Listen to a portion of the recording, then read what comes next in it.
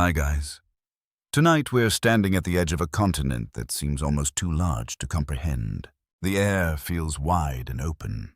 Forests stretch beyond sight. Rivers twist through distant valleys. Grasslands roll toward horizons no traveler has yet measured completely. Somewhere far ahead.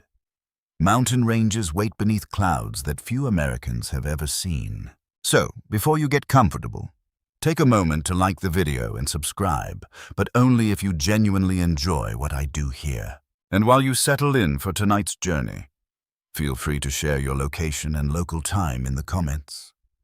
It is always fascinating to see where fellow travelers are listening from as we wander through the past together. Now, dim the lights. You find yourself in the year 1803. The young United States is still a relatively small nation. Most citizens live close to the Atlantic coast. Large cities are rare. Roads are rough. Travel remains slow. Beyond the familiar settlements lies a world that many Americans know only through rumors, maps, and imagination. Then, everything changes. That year, the government purchases an enormous territory from France. The agreement becomes known as the Louisiana Purchase. Overnight, the United States nearly doubles in size. For many citizens, the news feels almost unbelievable. How large is this new land? No one can answer with certainty. How many rivers flow through it? No one knows. How many mountains rise beyond the western horizon? That remains a mystery as well. You stand among ordinary people trying to understand what this means. Shopkeepers discuss it beside wooden counters. Farmers hear the news while mending fences. Politicians argue in crowded rooms lit by candlelight. Everyone realizes something important has happened. Few understand how important. The frontier is not a line on a map. It is a moving boundary between the known and the unknown. It is a place where certainty fades. Beyond it lies opportunity, danger, wealth, hardship, and endless uncertainty. The purchase creates possibilities that seem almost limitless, yet the land is far from empty. Long before American officials signed documents in distant cities, native nations have lived throughout these regions for generations. Communities trade across vast distances, alliances rise and fall. Complex societies govern themselves according to traditions developed over centuries. As American attention turns westward, these existing worlds become increasingly important. The frontier story is never about empty land. It is about people, many different people. Your mind drifts across the Mississippi River. At the beginning of the 19th century, that river feels enormous. Its muddy waters carry logs, cargo, and travelers through the heart of North America. Standing beside it, you hear splashing currents and the distant calls of water birds. The river smells of wet earth. The breeze carries hints of mud and fresh vegetation. Beyond the western bank, the landscape seems to dissolve into uncertainty. Maps exist, of course, but many contain large blank spaces. Cartographers fill some areas with guesses. Rivers appear where no river exists. Mountain ranges emerge from speculation rather than observation. Knowledge remains incomplete. Modern historians often note that even government leaders possessed only limited information about much of the territory. The purchase represented both confidence and risk. Officials were acquiring land they had never fully seen. That uncertainty fascinates people. And perhaps it fascinates you as well. Imagine purchasing a house without seeing every room. Now, imagine purchasing millions of acres. The scale feels astonishing. In surviving correspondence from the era, excitement frequently mixes with anxiety. Some Americans celebrate expansion, others worry about governing such enormous distances. Practical questions quickly emerge. Who will settle these lands? How will they travel? Who will enforce laws? Who will map rivers and mountains? Who will survive the journey? The answers will unfold over decades. For now, the frontier remains largely a promise. You walk through a small settlement near the western edge of established American society. Wooden buildings line muddy streets. Horses stand tied beside rough posts. Smoke rises from chimneys into cool evening air. Life here already feels different from life in eastern cities. Supplies arrive slowly. News travels slowly. Winter feels longer. Distance shapes everything. A family preparing supper discusses rumors of fertile valleys farther west. The father imagines new farmland. The mother wonders whether such journeys are safe. Their children listen with curiosity. Adventure sounds appealing when described beside a warm fire. Reality will prove more difficult. You hear wagon wheels creaking over uneven ground. The sound becomes one of the defining rhythms of frontier life. It is not dramatic. It is not glamorous. It is simply constant. Wood groans, iron rattles, animals snort tiredly. Every mile demands effort. Historical records reveal that many frontier travelers possessed remarkably ordinary motivations. They sought land. They sought economic security. They sought opportunities unavailable in crowded eastern regions. Not everyone dreamed of adventure. Many simply wanted a better future. That small detail matters. The frontier often appears heroic in popular imagination. Yet most participants remain ordinary individuals making practical decisions under uncertain circumstances. You pause beside a traveler studying a worn paper map. The document wrinkles in his hands. Ink lines mark rivers. Notes fill the margins. The map offers guidance, not guarantees. A gust of wind rustles nearby grass. For a moment, you sense how enormous the continent truly is. The horizon stretches outward without visible limits. Far beyond sight. Immense plains wait. Towering mountains wait. Deserts wait. Forests wait. Generations of Americans will spend decades crossing these landscapes. Some will succeed. Some will fail. Many will leave little trace behind. A fact widely accepted by historians is that the Louisiana Purchase became one of the most significant territorial acquisitions in American history, reshaping the nation's future expansion and economic development for generations. Yet people living through the event cannot fully grasp those consequences. They only see the beginning. That perspective feels strangely human. You rarely know when history is changing around you. Most transformations appear ordinary at first. A signed document, a conversation, a decision. Then years pass. Everything looks different. Historians still debate certain aspects of the purchase itself. Some emphasize strategic concerns involving European powers. Others highlight economic ambitions and agricultural expansion. No complete agreement exists regarding which motivation mattered most. The discussion continues because human decisions rarely emerge from a single cause. The frontier itself reflects that complexity. It represents hope and conflict, opportunity and loss, exploration and uncertainty. As evening settles across the landscape, lanterns begin glowing in settlement windows. Their warm light contrasts with gathering darkness beyond the town. The wilderness feels immense. The community feels fragile, yet movement has already begun. Explorers prepare supplies. Officials plan expeditions. Merchants calculate profits. Families consider migration. The western horizon exerts a powerful pull. Soon travelers will venture farther than before. Soon rivers will be charted. Soon mountain passes will be discovered. Soon wagon trails will cross enormous distances. The great story of the American frontier is beginning to accelerate. You stand quietly beside the Mississippi, listening to flowing water beneath a darkening sky. The continent waits, and countless lives are about to change. The river remains beside you as dawn slowly spreads across the horizon. Mist drifts over the water. The current moves steadily southward. Birds circle above the surface while the first light touches distant trees. Somewhere nearby, men are already loading supplies into boats. The day begins early on the frontier. The year is 1804. The vast territory, acquired only months earlier, still exists largely as a mystery in the American imagination. Government leaders possess maps. They possess reports. They possess educated guesses. What they lack is certainty. That uncertainty inspires one of the most famous expeditions in American history. You watch preparations unfold along the riverbank. Barrels of flour are loaded carefully. Tools are inspected. Weapons are cleaned. Scientific instruments are packed with remarkable attention. Every item matters because replacement supplies will be impossible to obtain in remote wilderness. The expedition's leaders are determined to gather knowledge, not treasure, not conquest, knowledge. Their mission extends beyond simple exploration.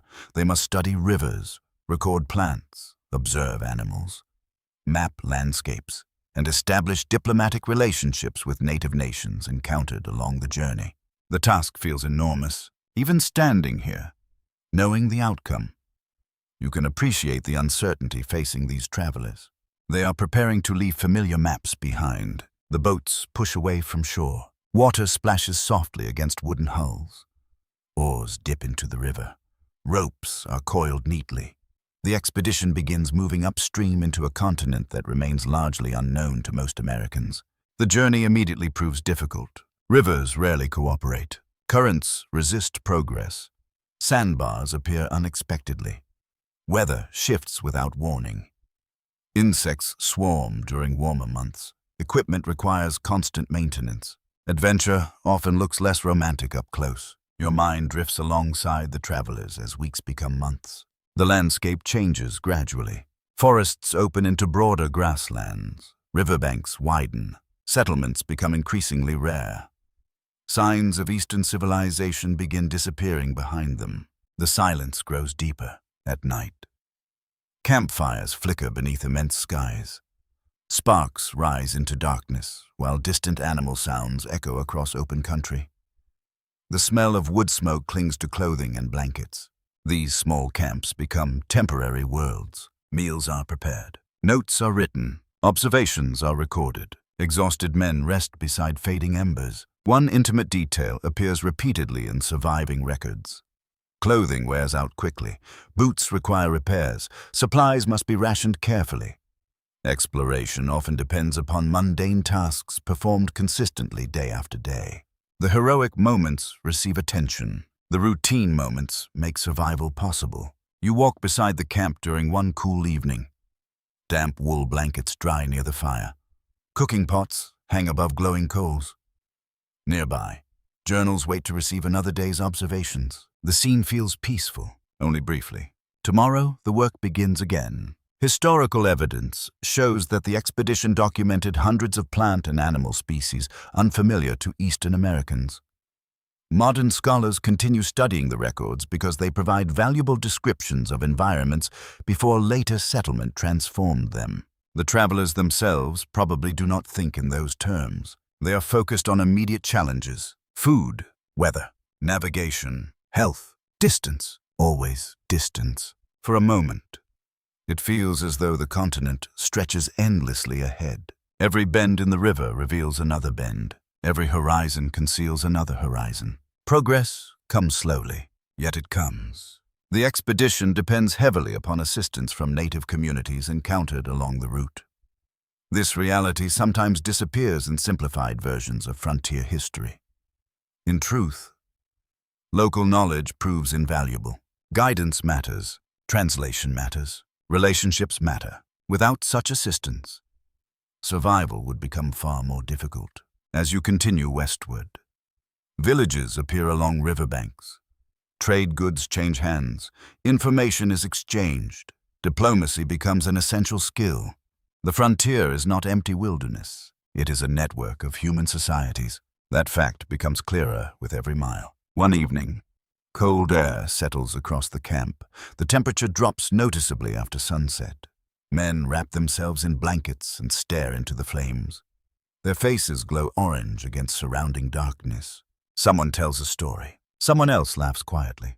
Then silence returns. It is an exhausted silence, a satisfied silence, a human silence, the kind that follows a difficult day. Your ears catch the crackling of burning wood.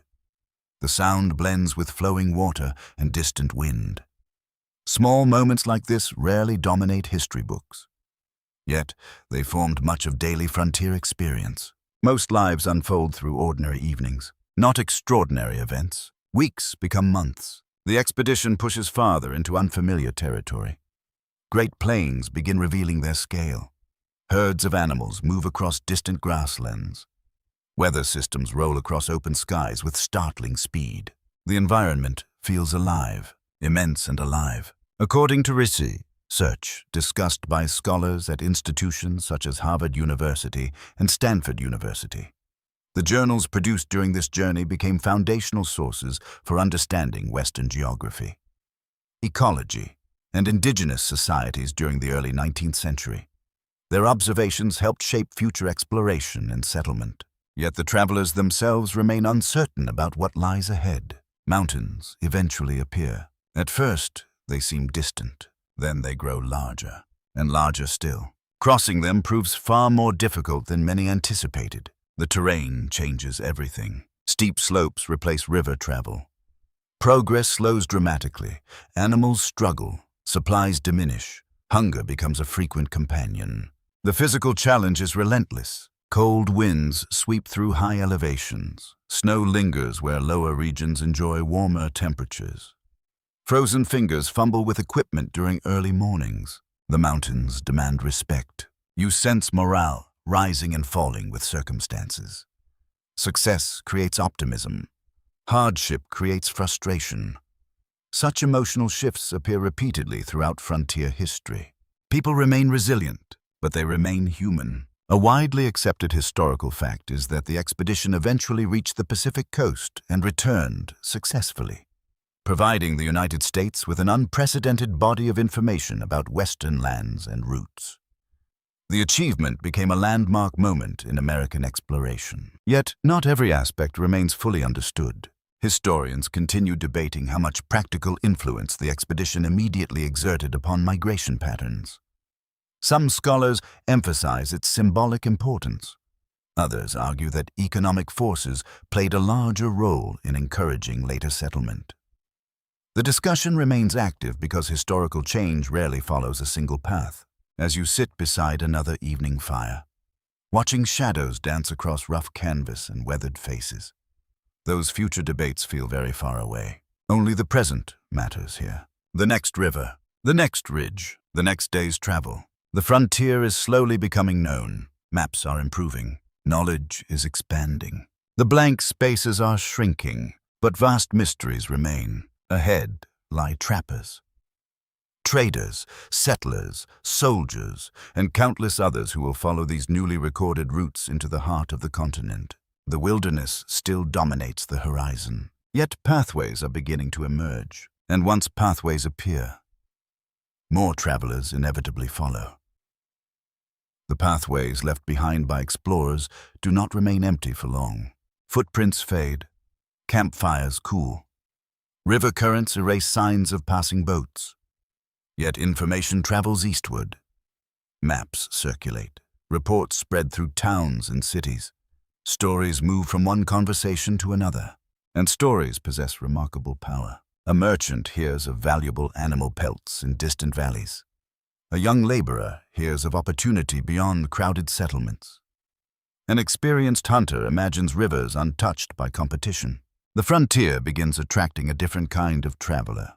Not government explorers, fur traders, trappers, mountain men. You follow one such traveler westward through a landscape that still feels immense and untamed.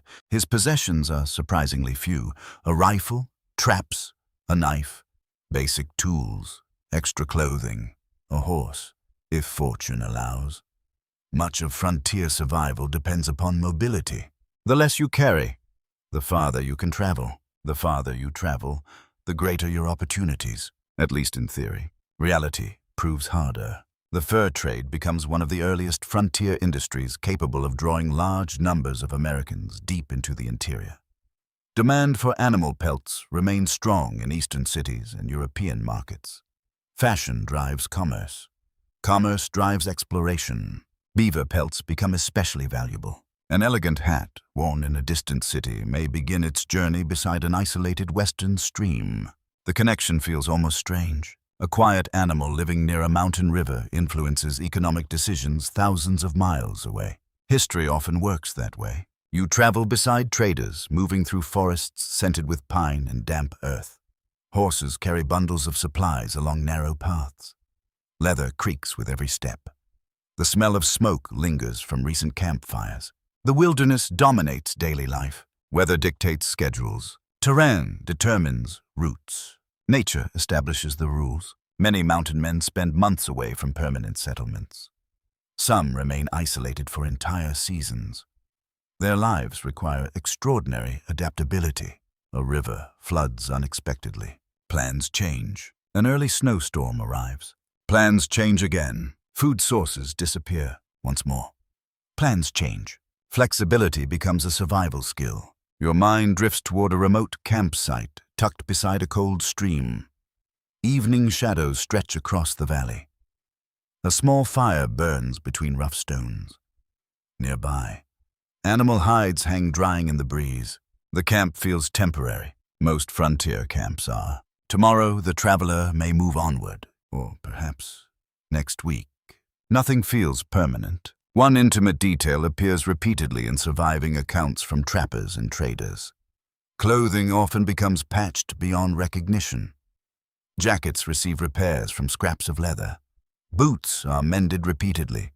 Equipment acquires a history visible in every worn surface. Nothing is wasted. Replacement goods remain too distant. You sit beside the fire as darkness settles across the mountains. Wood smoke drifts upward through still air. The scent clings to blankets and clothing. A pot simmers quietly above glowing coals. The meal is simple, very simple, yet after a long day. Simplicity feels luxurious. The frontier constantly reshapes expectations. Comfort becomes relative. Warm food matters. Dry clothing matters. Shelter matters. Many mountain men develop close relationships with native communities throughout the West. Trade networks already exist long before American trappers arrive. Knowledge about geography, weather, food sources, and survival often passes between cultures. These exchanges influence frontier life profoundly. The popular image of the completely independent mountain man sometimes overlooks this reality. Few people thrive entirely alone. The frontier rewards cooperation as much as individual skill. A historical fact recognized by modern scholars is that the fur trade played a major role in expanding American geographic knowledge during the early 19th century. Traders frequently traveled through regions rarely visited by Eastern Americans, helping establish routes later used by settlers and explorers. Yet daily life remains difficult. The hardships are constant. Winter arrives early in many western regions. Snow accumulates along mountain passes. Rivers freeze. Travel slows dramatically. Hunting becomes more challenging. Cold changes everything. You wake before dawn inside a rough shelter. Frost covers nearby grass. Your breath appears in pale clouds. The air bites exposed skin immediately. Even simple tasks require effort. Frozen fingers struggle with knots. Water must be thawed. Firewood becomes precious. The mountains offer beauty. They also demand endurance. For a moment, it feels as though the entire landscape has fallen silent beneath winter's weight. Snow absorbs sound. Wind whispers through distant trees. The world appears calm, but survival remains active work. Every day, every hour, across the frontier. Trading companies attempt to organize this challenging business. Some become powerful enterprises controlling extensive networks of supply and commerce. Traders meet annually at large gatherings often called rendezvous. These events become legendary after months of isolation. Hundreds of people gather in temporary camps. Goods are exchanged, stories are shared, contracts are negotiated, friendships are renewed.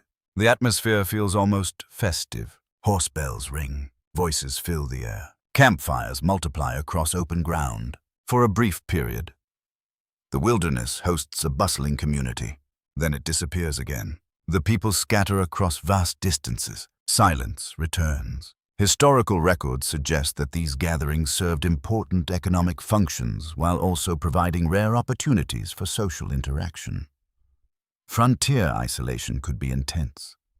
Human beings naturally seek connection. Even the most independent trapper eventually appreciates conversation and perhaps a decent meal. Research discussed by historians at institutions including Yale University and the University of Chicago emphasizes how interconnected the fur trade became with global markets. What happened in western river valleys often reflected consumer demand far beyond North America. The frontier was never completely isolated. It remained connected to larger economic forces. Still, questions remain. Historians continue debating the extent to which mountain men directly influenced later migration routes. Some scholars view them as essential pathfinders whose knowledge shaped westward movement. Others argue their practical impact has sometimes been exaggerated in popular memory.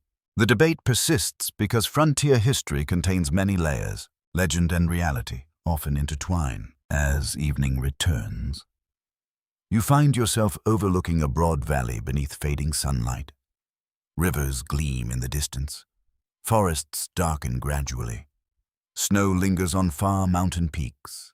The view feels endless, and perhaps that is the point. For the men working these landscapes, the frontier offers opportunity wrapped in uncertainty. Success remains possible. Failure remains possible too. Nothing is guaranteed. Yet more people continue arriving. The stories spreading eastward grow larger with every retelling. Tales of wilderness, adventure, profit, and freedom capture imaginations. Some stories exaggerate reality. Others barely describe it. Soon the frontier will attract not only traders and trappers. Entire families will begin moving west. Wagons will replace pack horses. Settlements will follow trails. The age of isolated mountain men will slowly give way to something larger. The frontier is changing, and the change has only begun. The trails left by traders and mountain men continue threading across the continent. Some follow rivers. Others cross open grasslands. A few wind through mountain passes known only to experienced travelers. These pathways are still rough and uncertain. Yet they connect worlds that have long existed across the West. As more Americans look beyond the Mississippi River, they encounter a reality often overlooked in simplified frontier stories. The land is not empty. It never was. Across the plains, deserts, forests, and river valleys live numerous native nations. Some occupy permanent agricultural settlements. Others follow seasonal movements shaped by climate. Trade and hunting, many possess diplomatic traditions. Military alliances and commercial networks developed over generations. You begin to see the frontier through a wider lens. The American frontier is not merely a place. It is a meeting ground. And meeting grounds can be complicated. Morning sunlight spreads across a broad prairie. Grass ripples beneath steady wind. The horizon stretches so far that earth and sky seem to merge. A group of riders appears in the distance. Their approach feels graceful, confident, natural. They know this landscape intimately. For countless native communities, these lands are home rather than frontier. Rivers have names. Hills possess stories. Trails follow routes established long before American expansion accelerates westward. That perspective changes everything. You ride beside a trading party moving across open country. Horses breathe steadily beneath the afternoon sun. Saddles creak softly. Leather straps sway with each step. The prairie smells clean. Dry grass warms beneath sunlight. The wind carries distant scents of earth and vegetation. Travelers from Eastern America often find the scale difficult to comprehend. The plains seem endless. Distances play tricks on perception. A hill visible on the horizon may require hours to reach. Space itself feels different. Life adapts accordingly. Native communities have spent generations learning how to thrive within these environments. Knowledge passes from elders to younger generations. Hunting routes, seasonal patterns, weather signs, and trade relationships become part of daily life. Such knowledge cannot be learned quickly. It develops over time, a very long time. You arrive at a riverside village during late afternoon. Children play near the water. Families prepare meals. Smoke rises from cooking fires into clear skies. The scene feels ordinary, because it is. Most people throughout history spend far more time raising families than making headlines. That simple truth often disappears behind dramatic events. An intimate detail catches your attention. A grandmother patiently repairs clothing while speaking to younger relatives nearby. Her hands move with practiced skill. The work appears routine.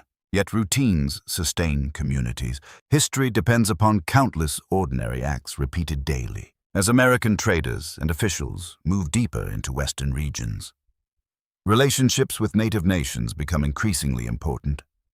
Some interactions involve cooperation, others involve negotiation. Still others involve tension. Human relationships rarely fit neat categories. Trade often creates opportunities. Conflict sometimes follows. Both realities exist simultaneously. Historical records reveal remarkable complexity across the frontier.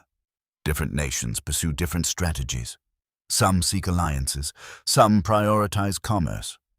Others focus on preserving independence amid changing circumstances. No single response exists. Every community faces unique challenges. You pause beside a river crossing where traders exchange goods with local residents.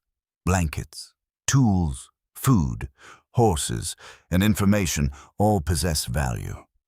Conversations unfold through multiple languages and cultural traditions. The frontier becomes the place of exchange, not merely movement. Exchange of goods, exchange of ideas, exchange of knowledge. As evening approaches, the temperature cools noticeably. A breeze carries moisture from the river. Campfires begin appearing along the shoreline. Their reflections shimmer across darkening water. The scene feels peaceful, yet uncertainty lingers beneath the surface. American expansion continues accelerating. More settlers arrive. More traders travel west.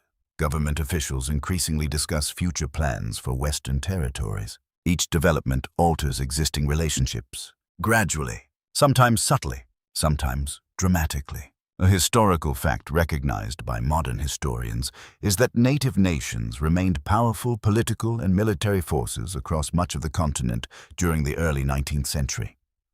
American expansion occurred within landscapes already shaped by established indigenous societies. That reality surprises some modern audiences. Popular stories often suggest inevitable outcomes. People living at the time rarely saw events so clearly. The future remained uncertain, very uncertain. Your mind drifts toward a council meeting taking place beneath open skies. Leaders gather to discuss changing conditions. News travels across remarkable distances through networks of communication developed over generations. Reports arrive, rumors spread. Decisions must be made. How should communities respond to increasing American presence? What alliances make sense? What risks seem greatest? No easy answers emerge. Historians continue debating the degree to which various native nations anticipated the long-term consequences of American expansion. Some scholars emphasize strategic adaptation and diplomatic sophistication. Others focus on the unprecedented scale of demographic and political changes that eventually unfolded. The discussion remains active because historical actors rarely possess complete information about future events. You can understand that uncertainty, standing in the present moment. Outcomes remain invisible. People act based on what they know, not what future generations know. The frontier contains countless such moments, moments when multiple paths appear possible. Moments before decisions reshape history. A storm begins forming over distant grasslands. Dark clouds gather along the horizon. Thunder rolls faintly across open country. The atmosphere changes. Birds become quieter. Wind strengthens gradually. The approaching storm serves as a reminder. Nature remains one of the most powerful forces on the frontier. Everyone adapts to it. Settlers, traders, soldiers, native communities. The weather recognizes no boundaries. Rain eventually arrives. Large drops strike leaves and grass. The scent of wet earth rises immediately. Campfires hiss and sputter beneath the downpour. People seek shelter. Conversations pause. The storm dominates everything for a while. Then, as quickly as it arrived, it begins moving onward. The prairie emerges, washed clean beneath fading sunlight. Water glistens across the landscape. Fresh air fills your lungs. The frontier feels renewed. Yet, deeper changes continue unfolding beneath daily life. Population movement increases. Economic interests expand. Political ambitions grow.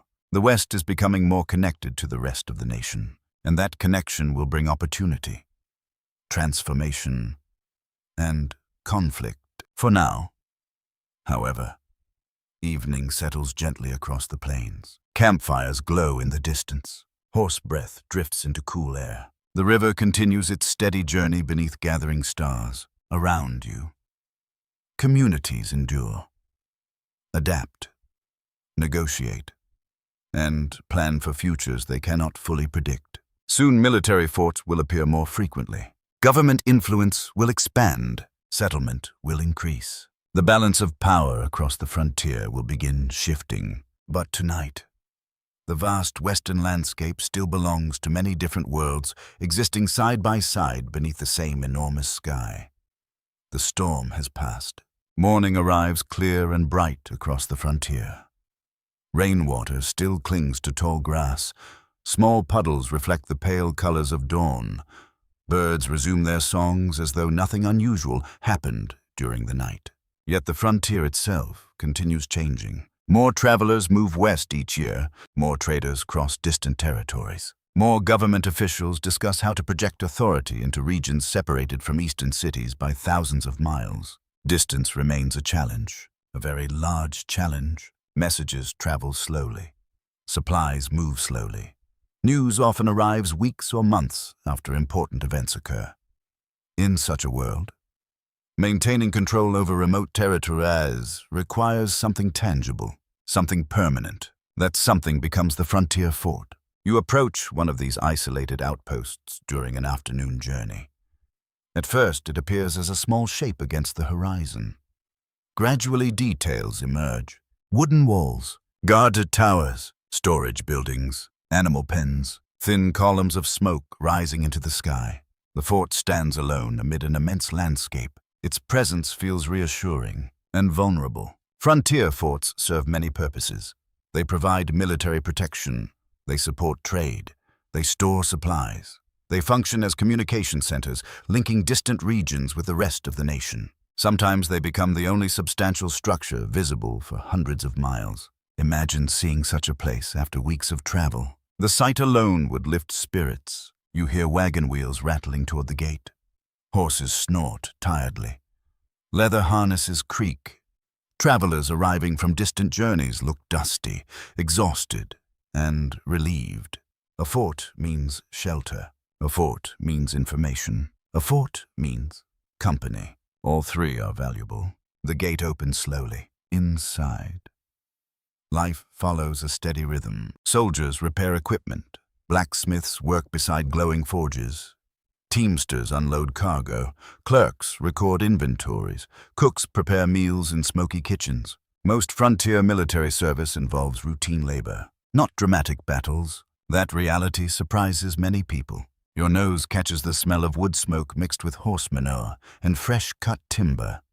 The combination is not particularly pleasant, yet it becomes familiar throughout frontier life. Practical places rarely smell romantic. They smell useful. An intimate scene unfolds near one building. A young soldier sits on a wooden crate, carefully writing a letter home. The paper rests on his knee. He pauses frequently, searching for words. Perhaps he misses family. Perhaps he misses familiar landscapes. Perhaps he simply misses certainty. Letters travel slowly, sometimes very slowly. Months may pass before a reply arrives, if a reply arrives at all. The frontier often tests patience. You walk along the interior of the fort. Boots strike packed earth. Voices drift between buildings. Somewhere a hammer rings against metal. The sounds create a sense of community. Small communities matter deeply in isolated places. A historical fact supported by extensive archival evidence is that frontier forts became essential components of American expansion during the 19th century. They facilitated transportation, trade, military operations, and communication across vast regions where infrastructure remained limited.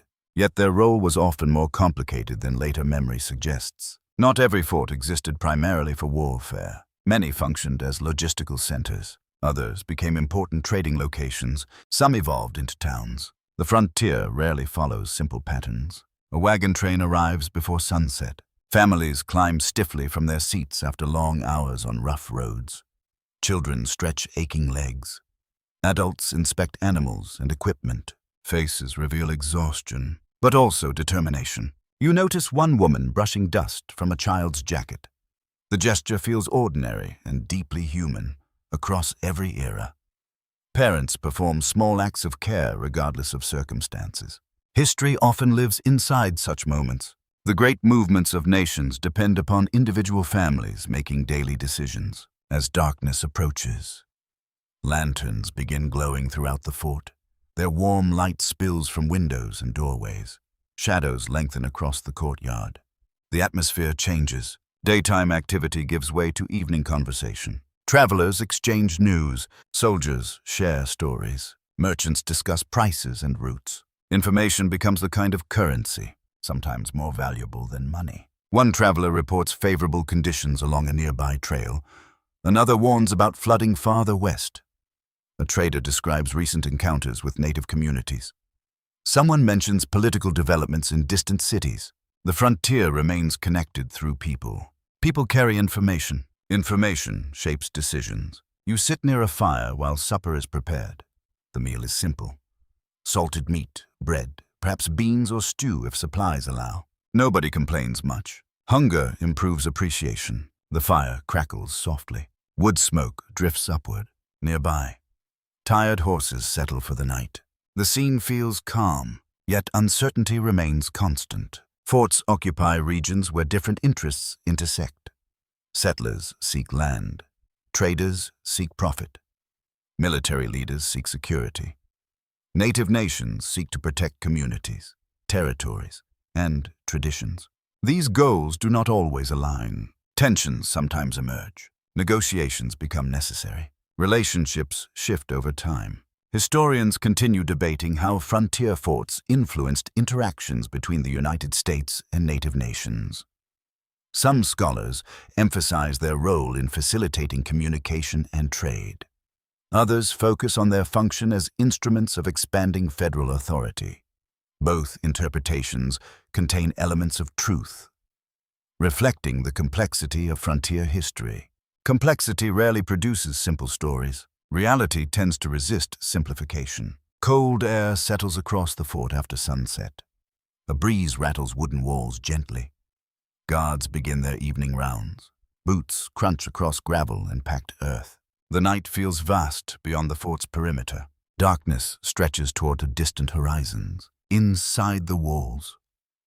However, small pools of light create a sense of safety, at least for a while. You find yourself standing atop a lookout platform. From this vantage point, the surrounding landscape appears endless. Grasslands fade into darkness. Rivers disappear beneath shadows. Faraway hills become silhouettes against the sky. The fort seems tiny, remarkably tiny. And yet these small outposts help transform the continent. Roads gradually improve around them. Trade routes become more reliable. Settlements appear nearby. Communities grow. What begins as an isolated military post may someday become a thriving town. Such transformations occur repeatedly throughout frontier history. The pattern is familiar. A fort appears. People gather. Commerce follows. Growth begins. Tomorrow morning, wagons will depart. Traders will continue traveling. Soldiers will resume duties. New arrivals may reach the gate by afternoon. The cycle never truly stops. As you descend from the lookout platform, lantern light flickers against weathered timber. Voices grow quieter, one by one. Doors close for the night. Beyond the walls, the frontier remains immense and unpredictable.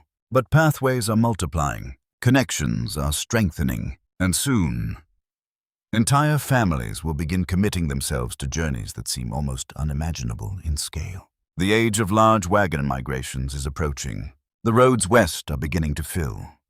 The roads leading away from the frontier forts grow busier with each passing year. Not crowded. Not yet, but busier. A trader heads west with merchandise packed carefully into wagons. A surveyor studies unfamiliar terrain. A family sells its eastern farm and begins preparing for a journey that may take months. The frontier is changing again, this time. The travelers are not merely explorers or fur traders. They are entire households, men, women, children, grandparents, and infants. They carry their lives with them. You stand beside a wagon yard during the early morning hours. The air feels cool. Dew glistens on grass. Horses stamp impatiently while owners inspect wheels, harnesses, and cargo. The preparations seem endless. Barrels are secured. Tools are checked. Food supplies are counted. then counted again. Every pound matters. A wagon can carry only so much. The decisions are surprisingly emotional. What possessions deserve precious space? A family Bible, a rocking chair, extra blankets, cooking equipment, personal treasures. Practical necessities usually win these arguments. The frontier rewards usefulness. You watch one family making final preparations. A father tightens a leather strap across a wooden crate. A mother carefully folds clothing into a trunk. Nearby, children stare toward the western horizon with a mixture of excitement and uncertainty. They cannot know what awaits them, neither can their parents. That uncertainty becomes part of the journey. The covered wagon itself is often misunderstood in popular imagination. Many people picture travelers riding comfortably inside throughout the day. In reality, most adults walk a great deal. Wagons carry supplies more often than passengers. The truth sounds less glamorous and much more exhausting. Historical records repeatedly describe sore feet, aching muscles, and long days spent moving beside slowly rolling wagons. Progress rarely exceeds 15 or 20 miles on a good day, sometimes less, much less. The journey requires patience. You begin traveling alongside one wagon train crossing open prairie. The grass stretches endlessly in every direction. Wind sweeps across the landscape without interruption. Clouds drift slowly overhead. The scale feels astonishing. A person standing alone appears almost insignificant. The frontier has a way of reminding people how small they are. During the afternoon, wagon wheels creak steadily across uneven ground. Dust rises into the air. Animals breathe heavily beneath the weight of supplies. The sounds become familiar. Wood groaning, harnesses rattling, hooves striking earth. These noises accompany thousands of frontier journeys. An intimate moment unfolds during a midday rest. A mother removes a loaf of bread from a cloth wrapping and divides it among her children. The meal is simple. No one complains. Hunger encourages gratitude. The children sit beneath the wagon's shadow while eating quietly. For a few minutes, the journey pauses. Small pauses matter. The road west contains many hardships, yet it also contains moments of surprising peace. A breeze moves through tall grass. Birds circle overhead. Someone laughs at a joke. Someone else tells a story. Life continues, even while moving across a continent. A historical fact recognized by scholars from institutions including Stanford University and Harvard University is that westward migration accelerated dramatically during the first half of the 19th century, with thousands of families seeking farmland, opportunity, and economic independence beyond the Mississippi River. The motivations vary. Some families seek richer soil, others seek lower land prices. Some hope to escape debt. Many simply believe a better future lies farther west. Whether that belief proves correct depends upon circumstances. And luck, a great deal of luck. You continue following the wagon train through changing weather. One afternoon brings intense heat. Sunlight beats down upon travelers and animals alike. Water becomes precious. The next day feels entirely different. Dark clouds gather unexpectedly. Rain begins falling, then pouring. Roads transform into mud. Wheels sink deeply. Progress nearly stops. The frontier constantly reminds travelers that nature remains in charge. Human plans come second. As evening approaches after the storm, camp is established beside a small stream. Tents appear. Fires are built. Animals are watered. The smell of wet leather fills the air. Clothing hangs drying near flames. Boots sit beside campfires, steaming gently. Everyone looks tired, very tired. Yet supper still must be prepared. Animals still require attention. The work never fully ends. For a moment, it feels as though the entire camp exists within a tiny island of light, surrounded by endless darkness. Beyond the fires, the prairie disappears into shadow. The world feels enormous. The camp feels fragile. And still, the travelers continue.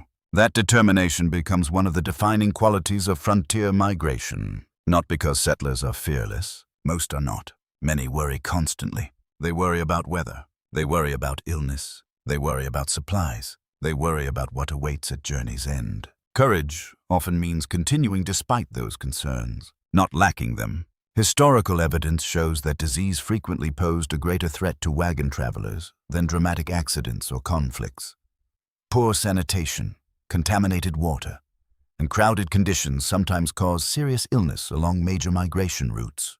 The reality can be sobering. Frontier life is not a continuous adventure.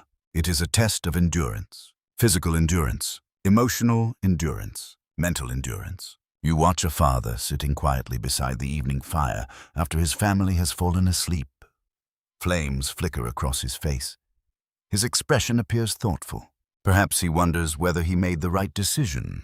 Perhaps he misses home. Perhaps he simply feels exhausted. No historical record preserves every private thought. Yet such moments surely existed. People remained people across every generation. Historians continue debating the relative importance of economic opportunity versus cultural ideals in motivating westward migration. Some scholars emphasize practical financial considerations. Others point toward powerful beliefs about independence, land ownership, and personal advancement. The discussion remains active because human decisions rarely stem from a single motive. Motives overlap, dreams overlap, realities overlap.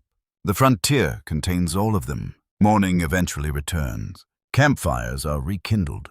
Animals are harnessed. Wagons begin moving once more. The procession stretches across the prairie like a slow river of humanity. Every wagon carries hopes. Every wagon carries fears. Every wagon carries stories. Ahead lie longer trails, greater distances, and more demanding journeys than many travelers can imagine. The great migration routes of the American frontier are beginning to form. Soon they will stretch across thousands of miles, and countless families will follow them toward uncertain horizons. The wagon trains continue moving west. But not every frontier road serves families seeking new farms. Some roads serve commerce, some serve diplomacy, some serve ambition. Among the most important is a route that stretches southwest across immense distances, linking the American frontier with markets, cultures, and communities far beyond the horizon. You find yourself standing near the beginning of the Santa Fe Trail. The morning sun casts long shadows across the prairie. Wagons wait in organized lines. Teamsters inspect harnesses. Merchants review inventories one final time. The atmosphere feels different from a migrant wagon train, less emotional, more commercial. These travelers are not primarily searching for new homes. They are searching for profit. Profit, however, requires courage. The Santa Fe Trail is not a simple road. It is a demanding journey across hundreds of miles of challenging terrain. Travelers face heat, storms, river crossings, illness, and the constant uncertainty that accompanies frontier transportation. Yet the rewards can be substantial. That possibility keeps people coming. You walk between heavily loaded wagons. Crates contain manufactured goods from eastern cities. Cloth, tools, household items, and trade products fill every available space.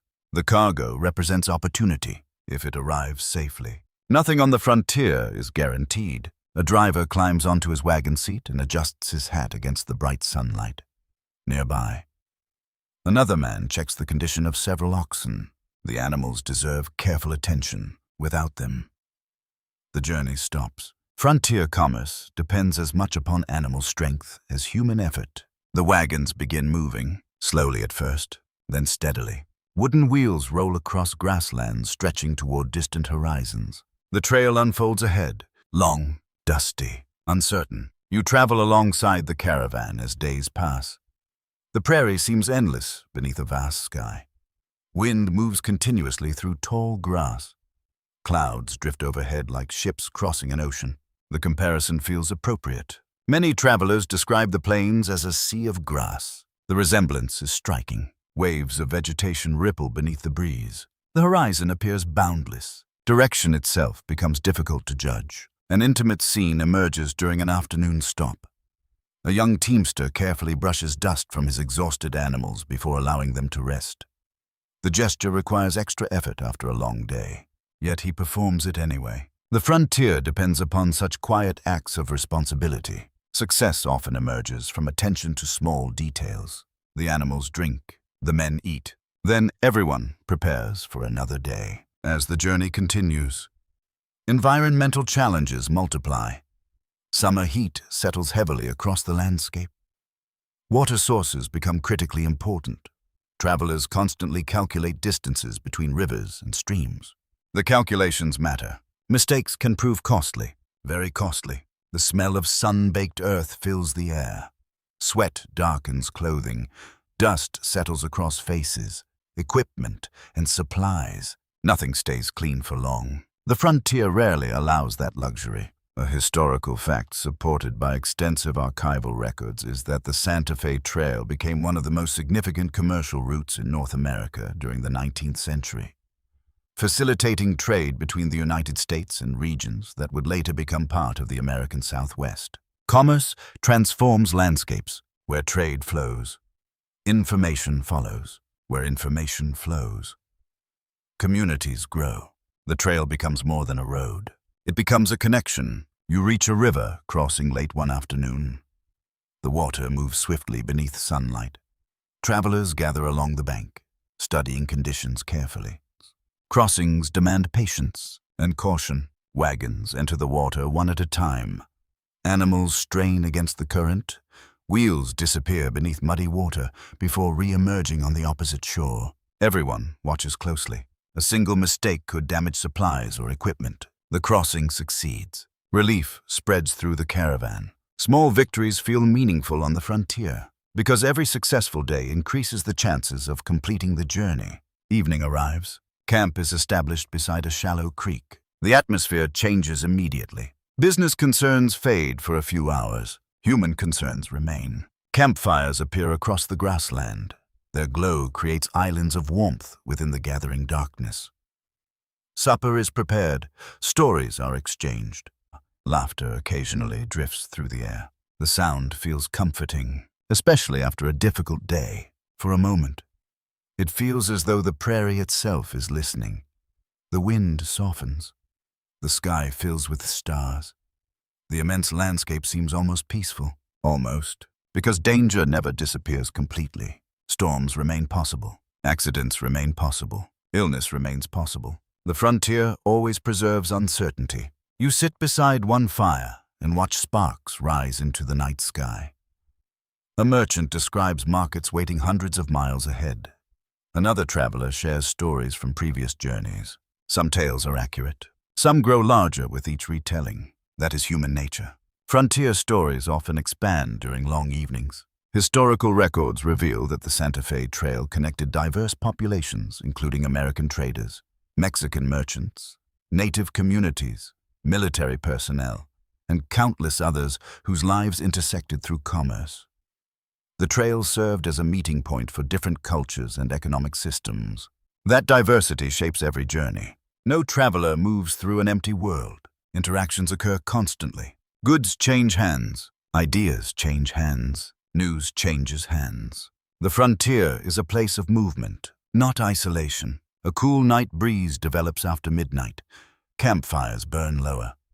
Most travelers sleep beneath blankets spread beside wagons. The silence feels profound. Only occasional animal sounds interrupt the darkness. Tomorrow will begin early. It always does. Historians continue debating the extent to which frontier trade routes accelerated broader American expansion.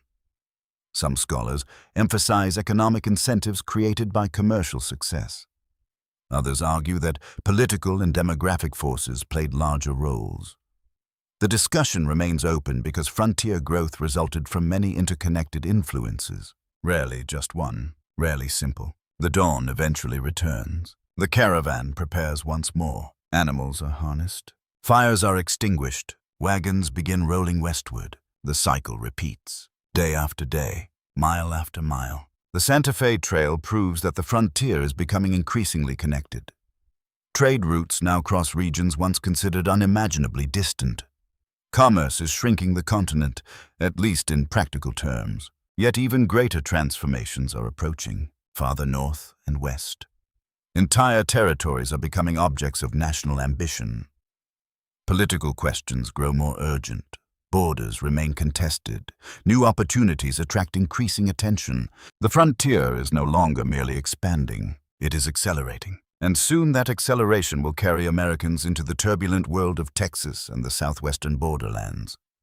The frontier keeps moving. Roads lengthen. Trade expands.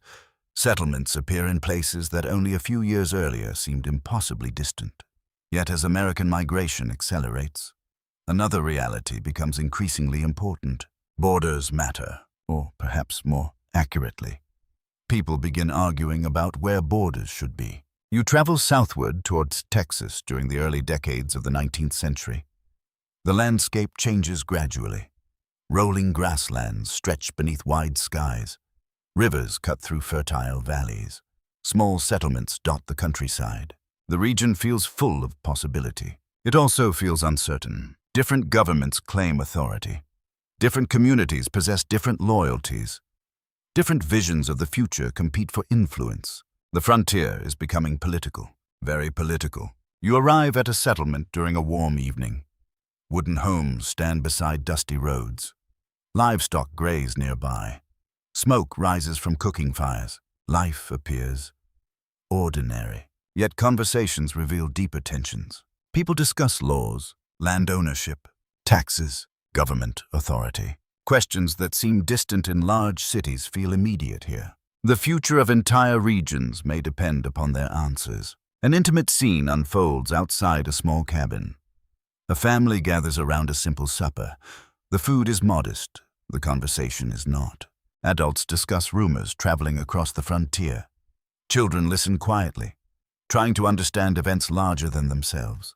History often enters homes this way, not through grand speeches, through ordinary conversations. You walk farther into the settlement. Lanterns glow softly as darkness approaches. Horse hooves strike packed earth. Somewhere, a dog barks briefly before silence returns. The atmosphere feels calm, but beneath the calm lies uncertainty. Many frontier communities exist in regions where political authority remains unsettled.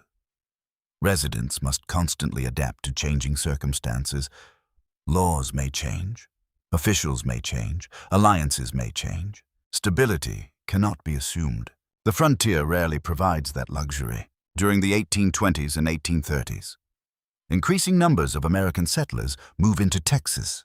They bring families, agricultural ambitions, and expectations shaped by life elsewhere. At first, many believe coexistence will be straightforward. History rarely proves so simple. Differences emerge, then deepen, then multiply. You stand beside a river crossing crowded with travelers. Wagons move slowly through shallow water. Horses pull against the current. Teamsters shout instructions over splashing noise. The crossing feels busy. Busy places often become important places. People exchange information while waiting their turn.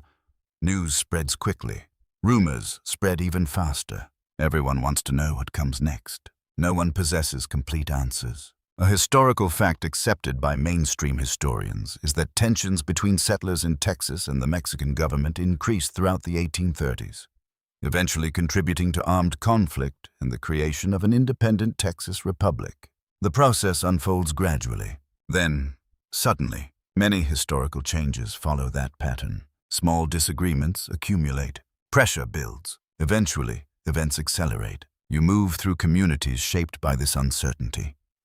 Some residents support one political vision, others support another. Many simply wish to protect families and property from disruption. That desire feels understandable. Most people prefer stability. Unfortunately, history does not always cooperate. A hot afternoon settles over the landscape. Cicadas hum from nearby vegetation. Dust rises beneath wagon wheels. Sweat gathers beneath collars and hats. The heat feels relentless. Even breathing seems slower. Yet, daily work continues. Fields require attention. Animals require care. Homes require maintenance. Political uncertainty rarely pauses ordinary responsibilities. That truth appears repeatedly throughout frontier history. You notice a farmer repairing a fence while discussing regional events with a neighbor.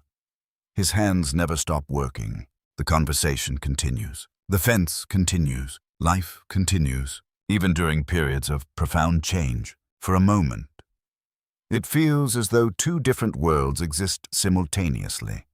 One consists of grand political developments discussed by leaders and governments. The other consists of ordinary people trying to finish daily tasks. Both worlds matter. Both influence history as evening approaches.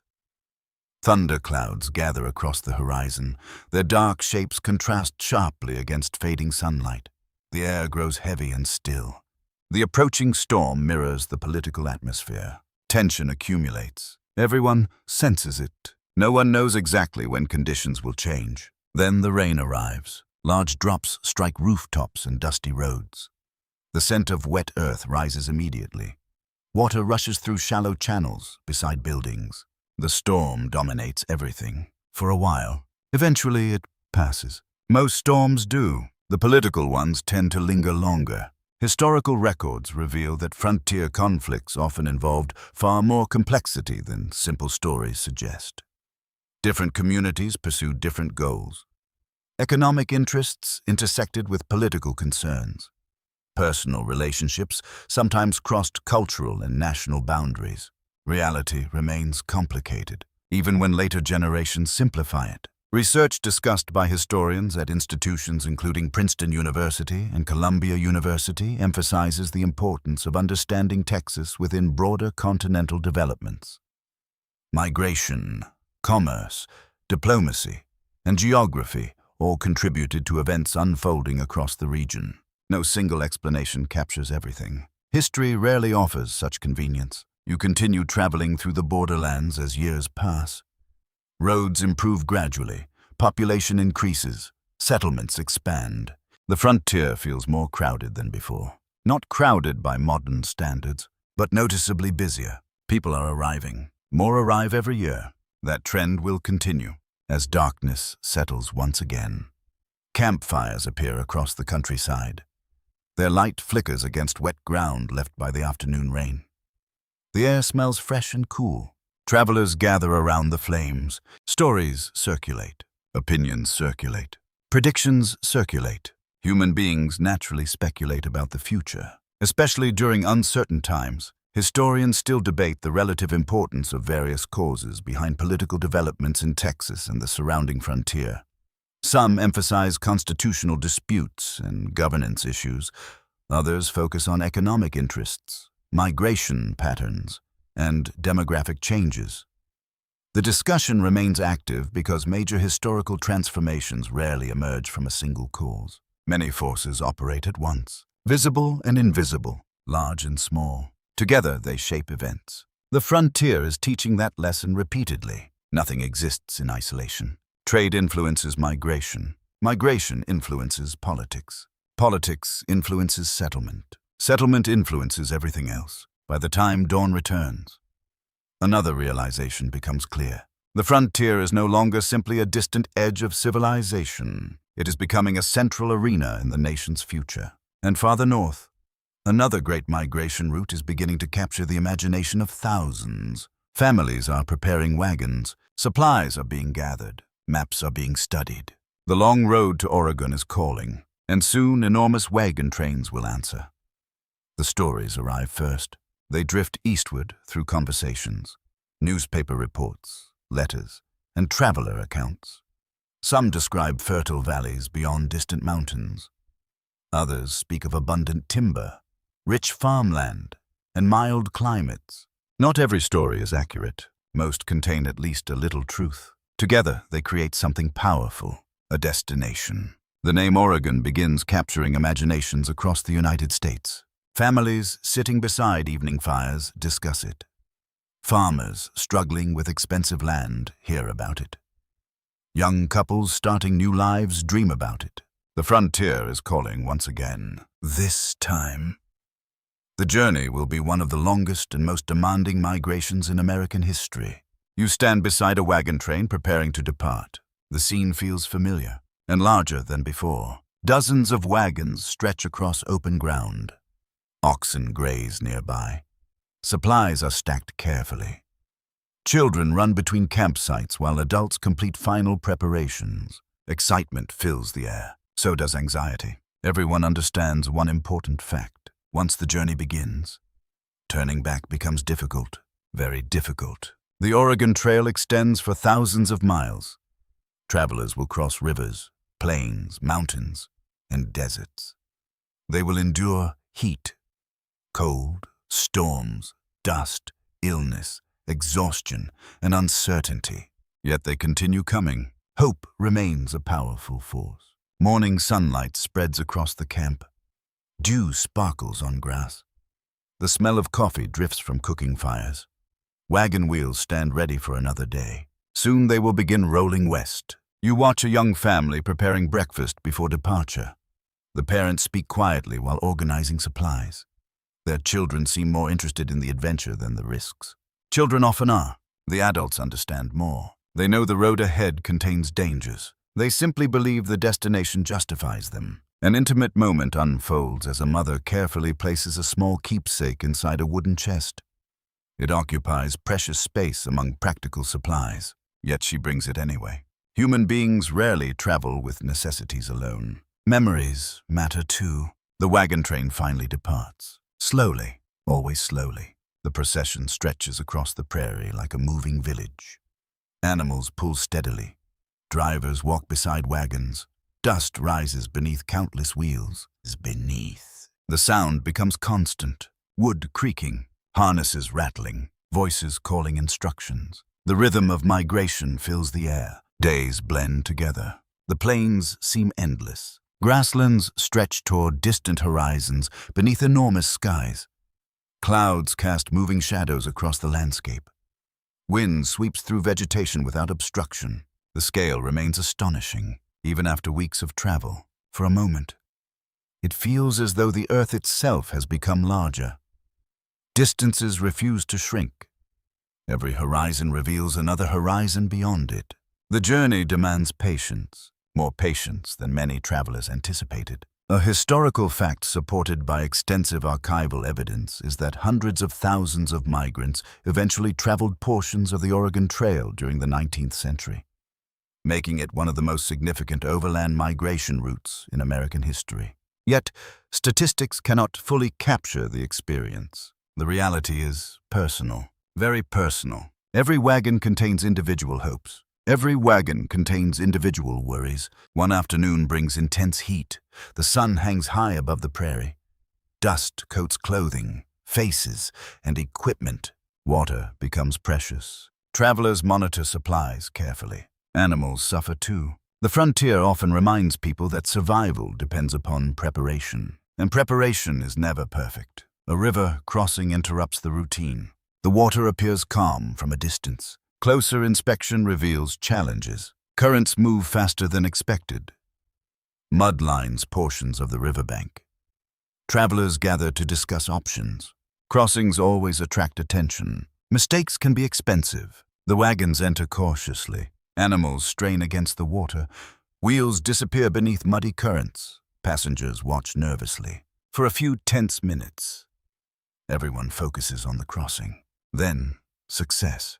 The wagons emerge safely. Relief spreads through the camp. Small victories feel enormous after difficult days. Evening arrives beside the river. Campfires appear across the shoreline. Reflections shimmer on dark water. Travelers prepare meals while discussing the day's events. The atmosphere feels almost peaceful. Almost, because challenges never remain far away. Disease becomes one of the greatest threats, far greater than many migrants expected. Poor sanitation, contaminated water, and crowded travel conditions sometimes create serious problems. Illness spreads through camps with alarming speed. Not every traveler reaches Oregon. That painful reality accompanies every wagon train. You sit beside a fire as darkness settles over the camp.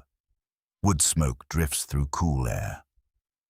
Nearby, exhausted travelers wrap themselves in blankets after another demanding day. The silence feels heavy. Not sad, simply tired. A kind of exhausted silence earned through effort. Historical records repeatedly emphasize the importance of cooperation during these journeys. Families share resources. Neighbors assist one another. Wagon trains develop informal systems of mutual support. The frontier celebrates independence, yet survival often depends upon community. That lesson appears again and again. Weeks become months. The landscape changes gradually. The open plains eventually give way to more rugged terrain. Distant mountains appear along the horizon. At first, they seem impossibly far away. Then they grow larger each day. Travelers stare at them with mixed emotions: awe, excitement, concern. Crossing mountains presents challenges unlike anything encountered on the plains. The road becomes steeper. The weather becomes less predictable. Progress becomes slower. The frontier demands new skills. You feel the air growing cooler as elevation increases. Streams flow through rocky valleys. Pine forests replace endless grasslands. The scent of resin drifts through the breeze. The environment feels entirely different. A new world. And still, the journey continues. Research discussed by historians at institutions including Yale University and Stanford University highlights how migration along the Oregon Trail transformed both Western territories and the broader United States.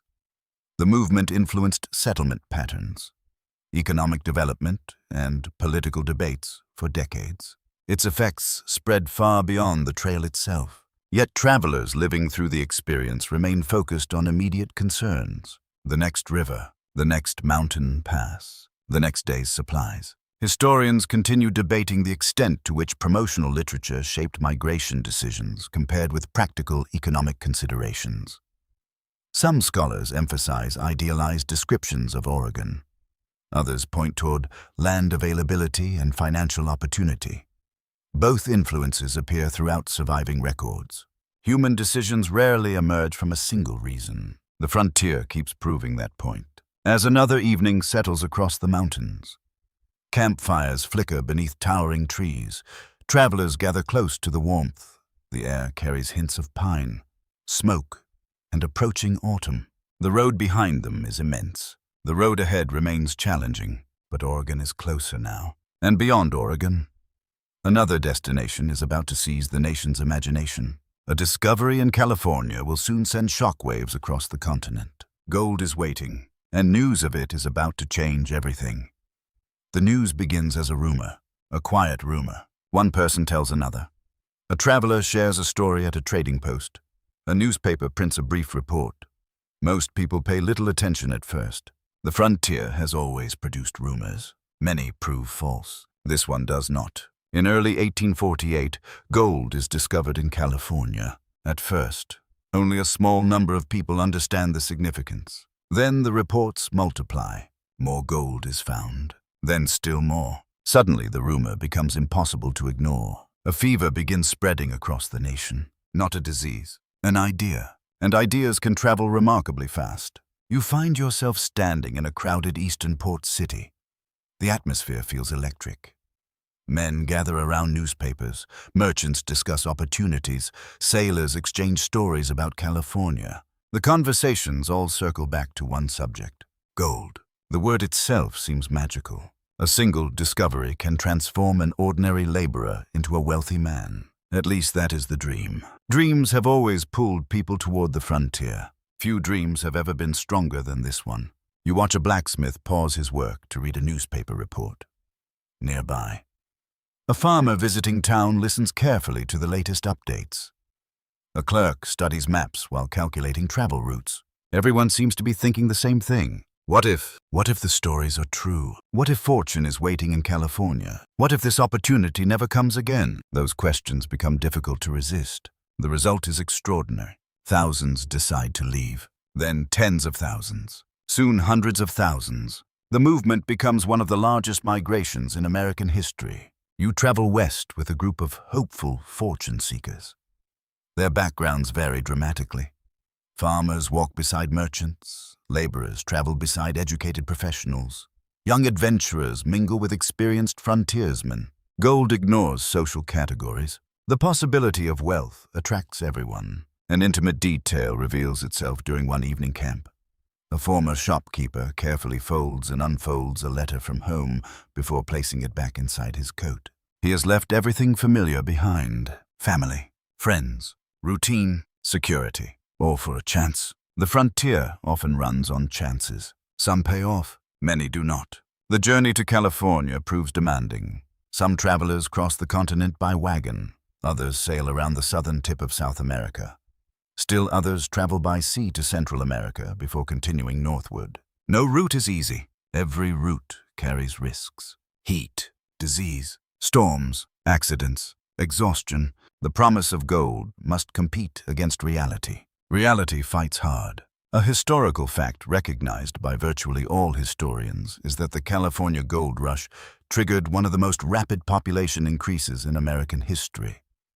Communities expanded almost overnight as people from around the world rushed toward the gold fields. The speed feels astonishing. Entire regions transform within months. You arrive in California and immediately notice the difference. The landscape itself has not changed. The people have. Every road seems crowded. Every river valley contains activity. Every conversation involves gold. The atmosphere feels restless, urgent, hungry. A man digs beside a stream from sunrise until sunset. Another examines river gravel carefully. Nearby, dozens of others perform the same work. Everyone searches. Everyone hopes. Most find little. A few find enough to keep trying. A very small number find fortunes. Those rare successes fuel countless additional dreams. The cycle continues. The sound of mining fills the air. Shovels strike earth. Picks hit rock. Water splashes through wooden pans. Voices echo across crowded camps. The frontier no longer feels empty. It feels busy, remarkably busy. For a moment, it feels as though the entire world has converged upon California. Different languages fill the air. Different clothing styles appear in camp. Different customs and traditions meet in unexpected ways. The goldfields become international. People arrive from distant countries and distant continents. Opportunity attracts them all. The conditions, however, remain harsh, very harsh. Most miners live in temporary shelters. Tents flap in the wind. Rough cabins appear wherever materials can be found. Food often costs far more than expected. Comfort becomes rare. Mud becomes common. You walk through a mining camp after rainfall. The ground is soft and uneven beneath your boots. Water fills shallow ruts.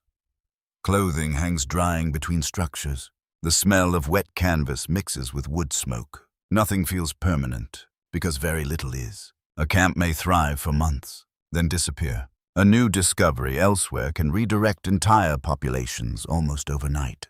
The frontier has always been mobile. The gold rush accelerates that mobility dramatically. Historical records reveal that many individuals who profited most during the gold rush never mined gold at all. Merchants, transportation providers, hotel operators, and suppliers often achieved greater financial success than miners themselves. The observation feels surprisingly modern. Opportunity exists beyond the obvious destination. Sometimes the people selling shovels earn more than the people using them. You watch a merchant unloading supplies from a wagon. The goods will sell quickly. Demand remains enormous. Everyone needs equipment. Everyone needs food. Everyone needs clothing. The frontier economy expands rapidly around those needs. Research discussed by historians at Harvard University and the University of California emphasizes how the gold rush transformed California's economic and social development at extraordinary speed. The region became more connected to national and global markets than ever before. The effects spread outward, far beyond the mines. Cities grow, ports expand, trade increases, migration accelerates. Everything feels faster. The frontier itself seems to be speeding up. Yet beneath the excitement lies uncertainty. Most miners do not become wealthy. Many leave disappointed. Some lose savings. Others lose years of effort. The dream remains powerful because a few highly visible successes capture public attention. Human beings remember extraordinary victories. They often overlook ordinary outcomes. Historians continue debating the degree to which the gold rush represented economic opportunity versus speculation driven by unrealistic expectations. Some scholars emphasize genuine possibilities available to determined individuals. Others highlight the gap between popular dreams and typical experiences. Both perspectives contain truth. The frontier often contains contradictory truths. As evening settles across the mining region, campfires begin glowing beside streams and hillsides. Their light reflects on wet ground. Tired miners prepare simple meals after long days of labor. The atmosphere feels quieter now. Hope remains. Exhaustion remains too. Tomorrow, the search will continue. It always does. The discovery of gold has changed California forever. It has changed the frontier as well. Population is increasing rapidly. New communities are appearing constantly. The West is becoming more crowded, more connected, and more economically important.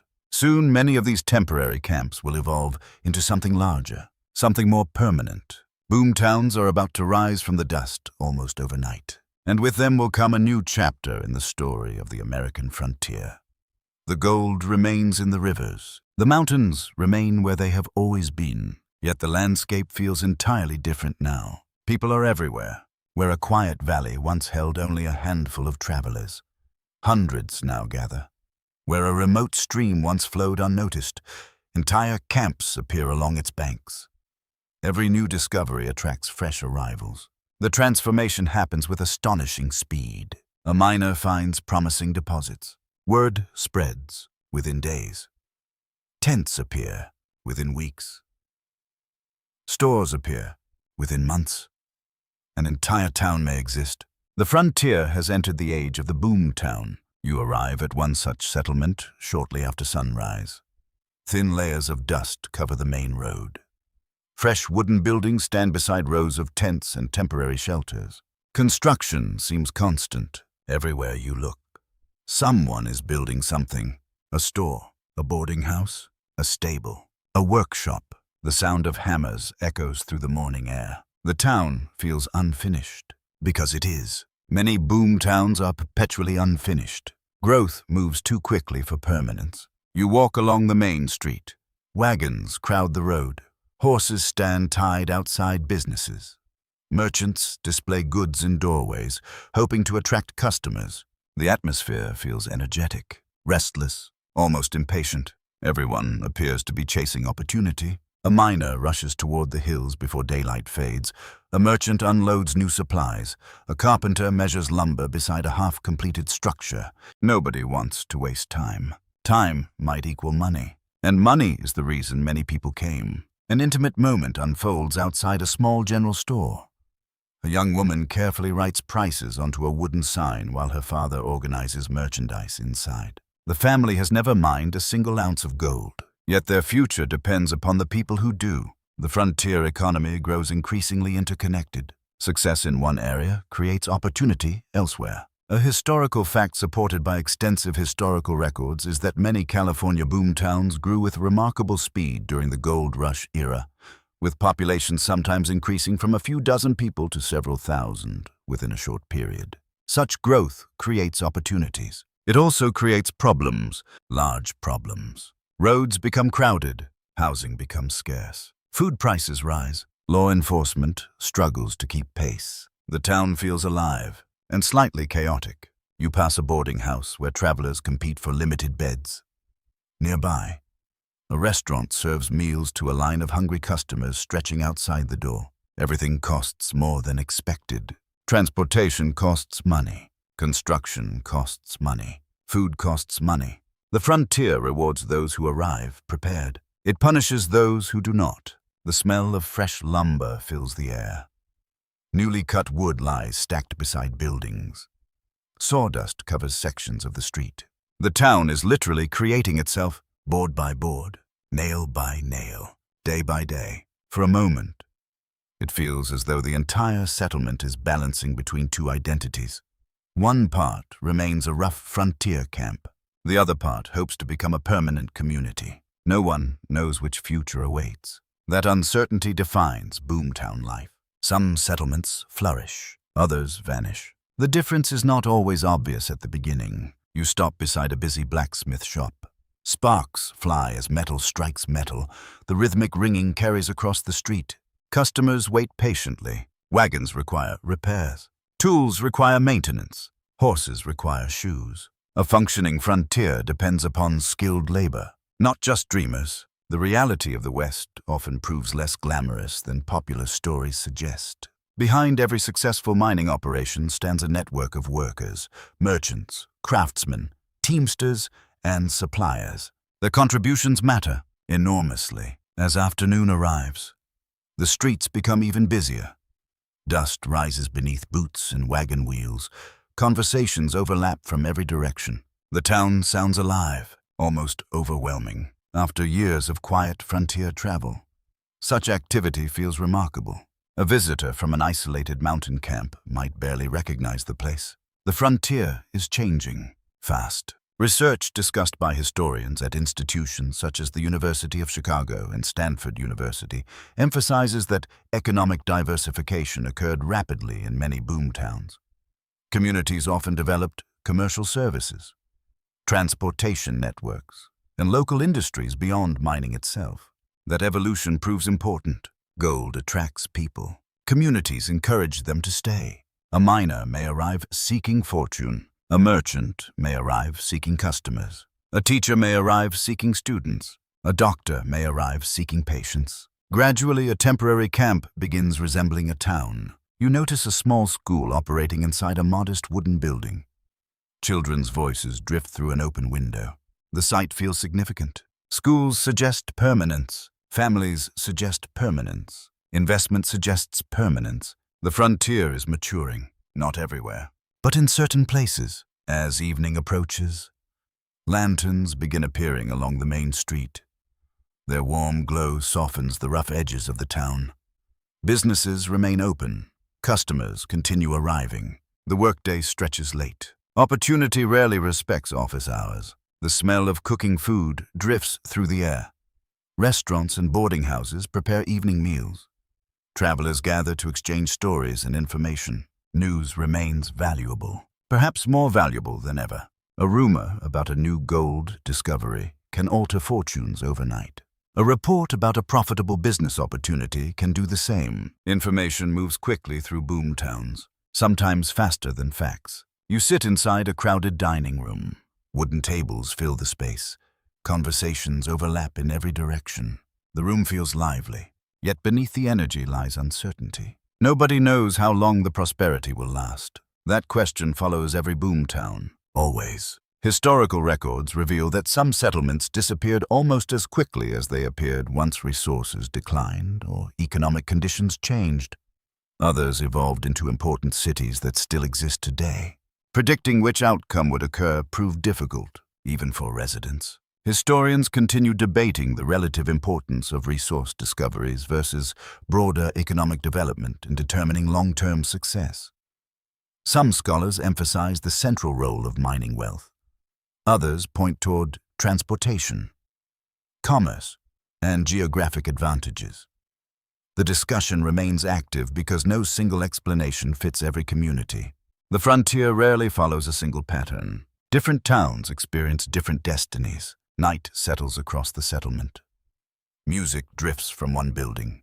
Laughter emerges from another. Elsewhere, exhausted workers simply sleep. Tomorrow, the cycle begins again. Construction, commerce, speculation, hope. The boomtown pulses with energy beneath the stars. Yet another transformation is already approaching across the continent. Engineers and laborers are preparing projects that will connect distant regions in ways previous generations could scarcely imagine. The age of the railroad is coming, and it will change the frontier forever. The boomtown glows beneath the night sky. Lanterns flicker in windows. Conversations continue long after sunset. Wagons arrive late and depart early. Everywhere, movement seems constant. Yet even as these growing communities prosper, one challenge remains: distance. The American frontier is still enormous. A letter may require weeks to travel from one region to another. Supplies move slowly across rough roads. Weather can disrupt transportation for days, sometimes longer. The continent feels connected in theory, not always in practice. That reality inspires one of the most ambitious projects in American history, the railroad. You find yourself standing beside a survey crew examining the landscape. The morning air feels crisp. Measuring instruments glint in the sunlight. Men study maps and discuss possible routes. Their task sounds simple: connect the continent. The reality is far more difficult. Mountains stand in the way. Rivers stand in the way. Deserts stand in the way. Distance stands in the way. The frontier rarely surrenders easily, yet determination remains strong. The idea itself seems almost unbelievable to many people.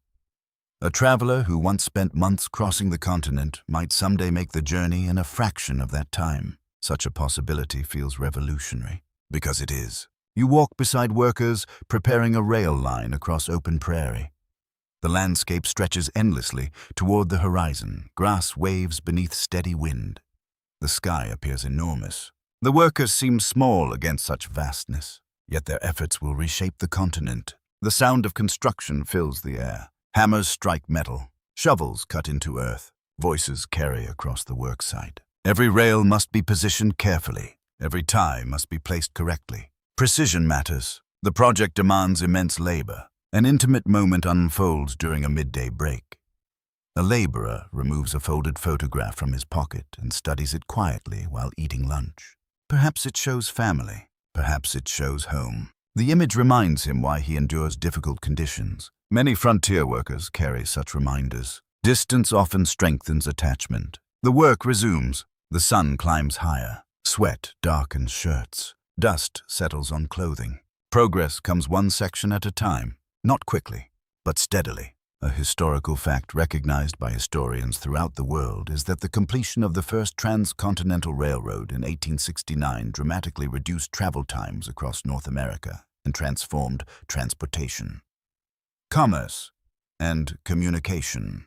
Its impact is difficult to exaggerate. The railroad changes everything. Goods move faster. People move faster. Information moves faster. The frontier itself begins feeling smaller.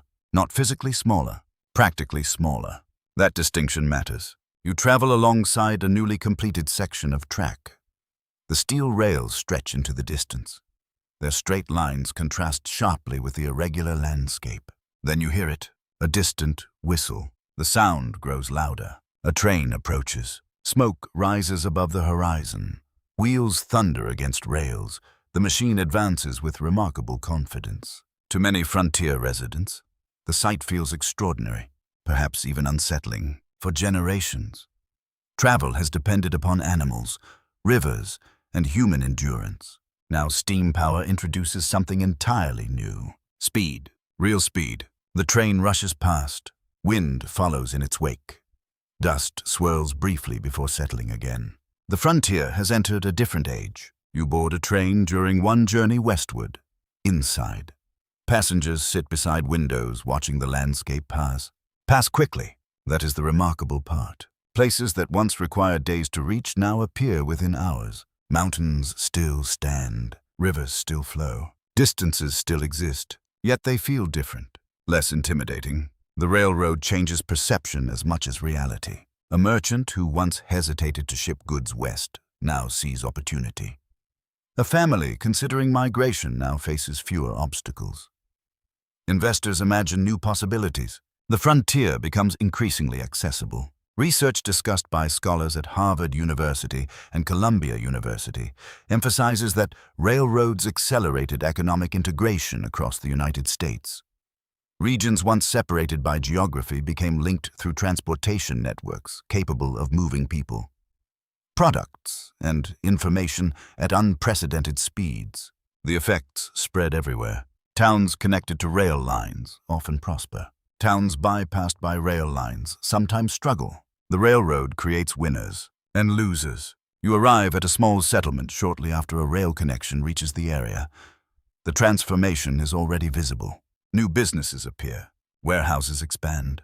Population increases. Confidence grows. People sense opportunity. Opportunity attracts more people. The cycle reinforces itself. The smell of coal smoke now joins familiar frontier scents.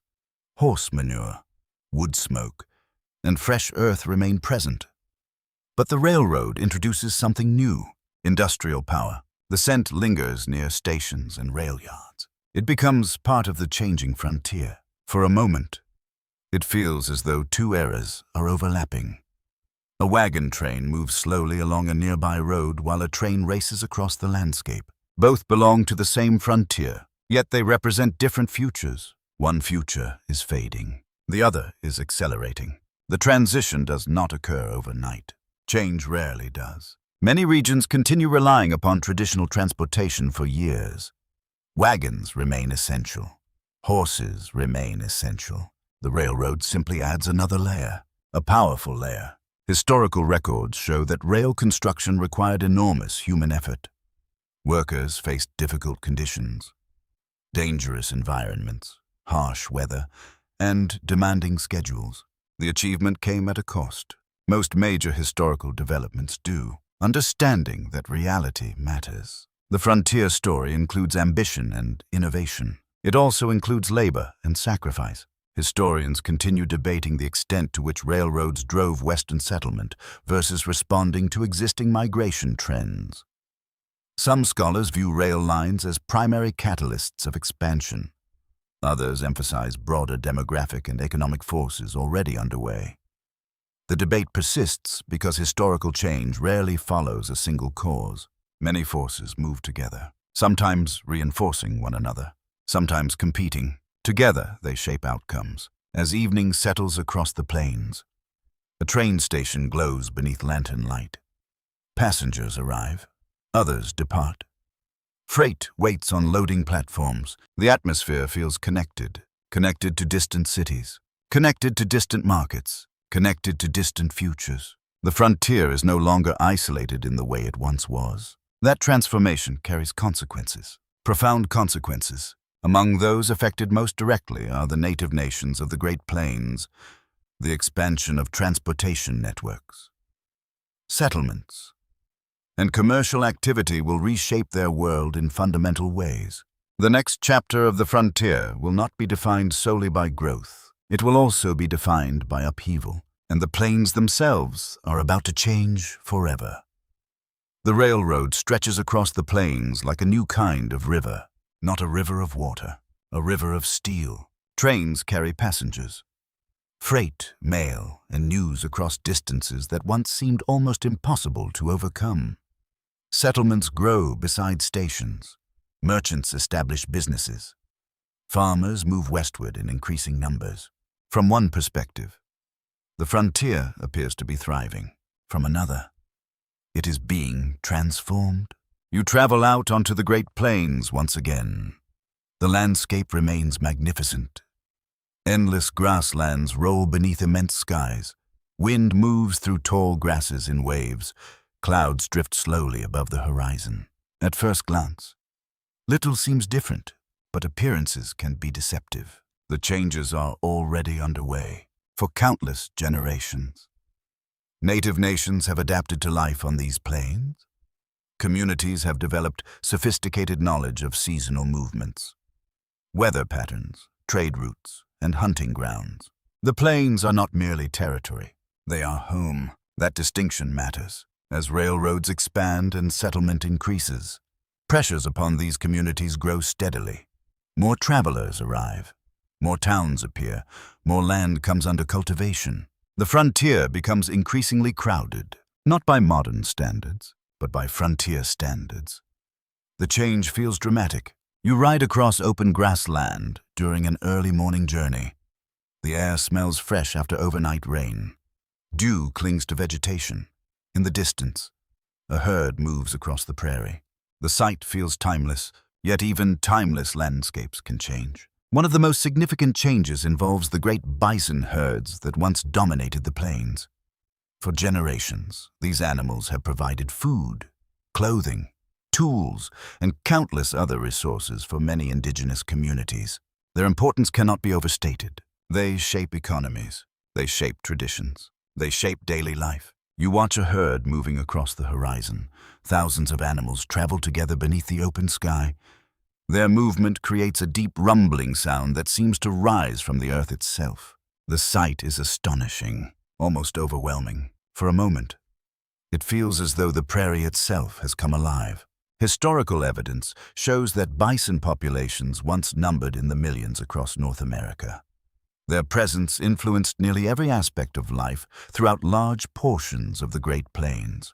Then conditions begin changing rapidly. Railroads provide easier access to remote regions. Commercial hunting expands. Settlement increases. Pressures upon wildlife multiply. The consequences become profound. You sit beside a small camp during the evening hours. Smoke rises from a cooking fire into calm air. Nearby, several people discuss changes they have observed during recent years. The conversations carry concern. Familiar places are becoming different. Familiar patterns are becoming less reliable. The frontier often celebrates growth. Growth, however, affects different communities in different ways. An intimate moment unfolds as an elder shares memories with younger listeners gathered around the fire. The stories describe landscapes and experiences from earlier decades. The younger generation listens carefully. They are inheriting a changing world. That reality feels universal. Every generation does. Yet some changes arrive faster than others. The frontier is entering one of those periods. A historical fact widely accepted by historians is that the second half of the 19th century brought major disruptions to many native communities across the Great Plains as settlement, transportation networks, and federal policies expanded westward. The effects vary from region to region. No single experience captures everything. Different nations face different circumstances. Different leaders pursue different strategies. Different outcomes emerge. Complexity remains essential. You continue traveling through the plains as seasons pass. New settlements appear beside rivers and rail lines. Fences become more common. Agricultural fields expand across areas once dominated by open grassland. The transformation feels gradual when observed day by day. Viewed across decades, it feels enormous. The smell of freshly turned soil drifts through the air near one farming settlement. Wagons carry supplies along roads that did not exist a generation earlier. The landscape is being reshaped, literally reshaped. Human decisions are altering the physical environment. That process carries opportunities. It also carries costs. The frontier contains both. Research discussed by scholars at institutions such as Yale University and the University of Chicago emphasizes that understanding the Great Plains requires recognizing the interaction between environmental change, economic development, government policy, and indigenous experiences. None of these factors exist independently. Each influences the others. Together, they shape history. You pause beside a railroad station late one afternoon. A train arrives in a cloud of steam and noise. Passengers step onto the platform. Freight is unloaded quickly. The station feels busy, efficient, connected, only a short distance away. However, the open prairie stretches toward the horizon much as it always has. Two worlds seem to coexist, one ancient, one emerging. The relationship between them grows increasingly complicated. Conflicts sometimes occur. Negotiations occur as well. Diplomacy continues even during periods of tension. The historical record reveals a mixture of cooperation, disagreement, adaptation, and resistance. No simple narrative captures the full reality. Human societies rarely operate so neatly. You notice a trader speaking with local residents beside a supply wagon. Information is exchanged. Goods change hands. Familiar patterns continue despite broader transformations. Daily life persists, even when larger forces reshape the world. The wind strengthens as evening approaches. Grass bends beneath its movement. Clouds cast long shadows across the prairie. The landscape remains beautiful, profoundly beautiful. That beauty survives amid change, perhaps because change itself becomes part of the story. Historians continue debating the relative importance of federal policies. Economic incentives, environmental pressures, and technological developments in shaping events across the Great Plains. Most agree that no single factor explains everything. The frontier evolved through the interaction of many powerful forces operating simultaneously. The debate remains active because the questions remain important. As darkness settles over the plains, stars emerge one by one above the horizon. Campfires glow in the distance. The air grows cooler. The prairie feels quiet, yet beneath that quiet, transformation continues. Railroads expand, settlements grow, trade increases, population rises. The age of the open plains is gradually changing. Another symbol of frontier life is also emerging into prominence. Farther south and west, vast cattle herds move across open ranges. Cowboys spend long days in the saddle guiding livestock across immense distances. A new frontier economy is taking shape, and soon the image of the cowboy will become one of the most enduring symbols of the American West. The plains remain vast, even after railroads arrive, even after settlements spread across the landscape, even after roads become more common.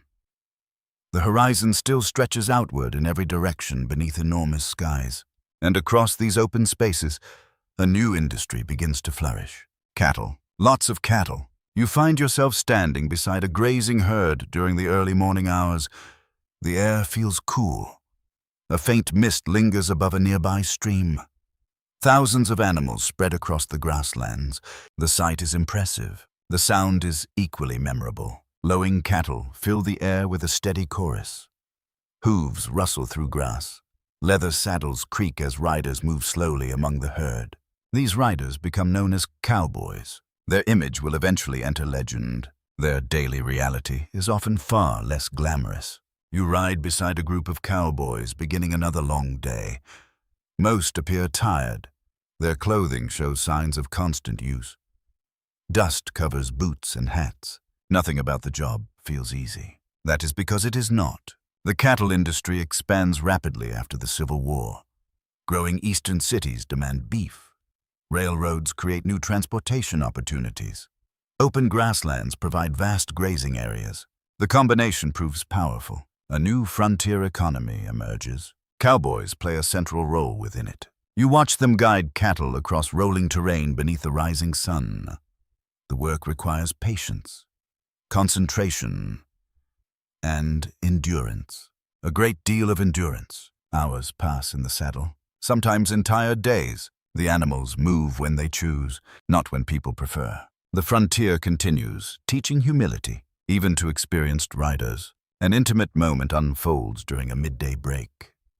One cowboy removes a worn harmonica from his pocket and plays a quiet tune while the herd rests nearby. The music drifts across the grasslands. Simple, gentle, human. Small comforts matter when work keeps you far from towns and families. You sit nearby, listening to the notes fade into the wind.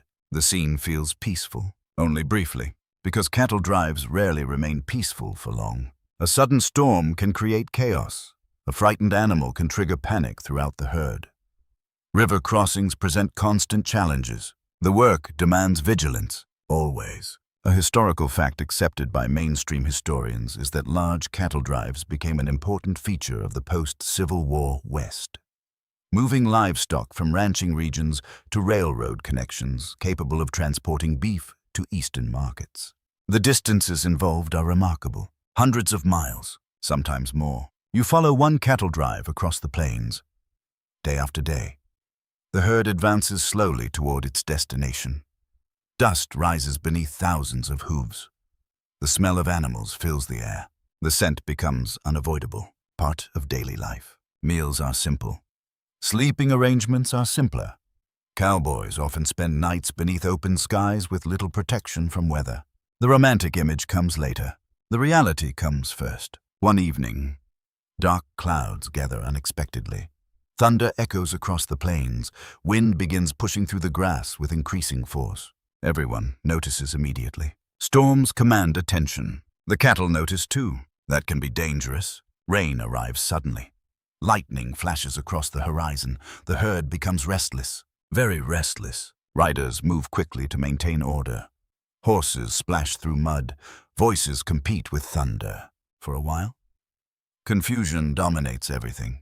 Then gradually the storm passes. The herd settles. Relief spreads among the riders. Small victories matter, especially on difficult days. For a moment, it feels as though the entire landscape has been washed clean. Rainwater glistens across the prairie. Cool air replaces the earlier heat. The plains seem almost peaceful again. Almost. Because tomorrow will bring fresh challenges. Historical records reveal that many cowboys earned modest wages despite their later legendary status. The work was physically demanding and often repetitive. Long hours in difficult conditions were common. Reality rarely matches myth perfectly, yet that does not diminish the achievement. Moving thousands of animals across vast distances requires genuine skill. You arrive at a cattle town connected to the railroad. The contrast with the open range feels striking. The streets are crowded. Businesses are busy. Freight activity fills the air. The railroad waits nearby, ready to carry livestock eastward. The connection between ranching and transportation becomes obvious. Neither industry flourishes quite the same way without the other. The frontier is becoming increasingly interconnected. Research discussed by historians at institutions including Harvard University and Princeton University emphasizes how cattle ranching contributed significantly to the economic development of the American West during the late 19th century. The industry creates jobs. It creates communities. It creates wealth. It also creates competition. Land that once appeared limitless begins attracting increasing interest. Ranchers need grazing areas. Farmers need agricultural land. Railroads need rights of way. Different priorities begin overlapping. The open range starts feeling less open. You notice fences appearing in places where none existed previously. At first they seem uncommon, then less uncommon, then increasingly familiar. The change appears subtle. Its consequences will not be. As evening settles across the cattle town, lanterns glow beside wooden storefronts. Riders gather for meals after weeks on the trail. Conversations fill restaurants and boarding houses. Some discuss business. Some discuss weather. Some simply enjoy being indoors again. Human beings adapt quickly to hardship, yet they never stop appreciating comfort. The smell of cooked food drifts through the streets. Fresh bread, stew, coffee. After weeks on the trail, such things feel luxurious. You can almost sense the relief. Historians continue debating the extent to which popular culture later exaggerated the independence and freedom associated with cowboy life. Some scholars emphasize the harsh economic realities of ranch work. Others point toward the genuine autonomy experienced in certain frontier settings. Both perspectives contain elements of truth. The frontier often contains contradictions. Freedom and responsibility, opportunity and hardship, legend and reality. As darkness deepens, the town gradually quiets. The railroad station remains active. Freight continues moving. Livestock continue arriving.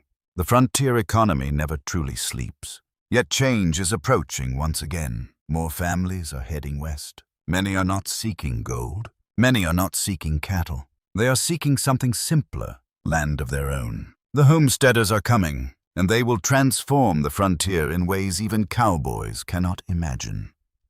The cattle towns remain busy. Railroads continue carrying freight across the continent. Ranchers expand operations across wide stretches of grassland. Commerce grows. Settlements grow. Opportunity seems to exist almost everywhere. Yet for many Americans, one dream rises above all others. Owning land, not a mining claim, not a temporary campsite, not a business rented from someone else. Land, a place to build a home, a place to raise a family, a place that belongs to you. That dream draws thousands of homesteaders westward. You find yourself traveling with one such family during the early morning hours. The sun has barely risen. A wagon stands loaded with supplies. Horses shift impatiently beside it. The family has already said goodbye to relatives. There is no turning back now, only forward. The journey feels familiar in some ways. Wagon wheels creak. Dust rises from the road. Camps appear each evening, yet the goal differs from earlier migrations. These travelers are not searching for gold. They are searching for permanence. That distinction matters. You cross broad grasslands beneath endless skies. The landscape feels beautiful and intimidating. A person can stand in the middle of the plains and see almost nothing built by human hands. The scale inspires wonder. It also inspires loneliness. The frontier often produces both emotions simultaneously. After weeks of travel, the family reaches its destination. The location seems almost empty.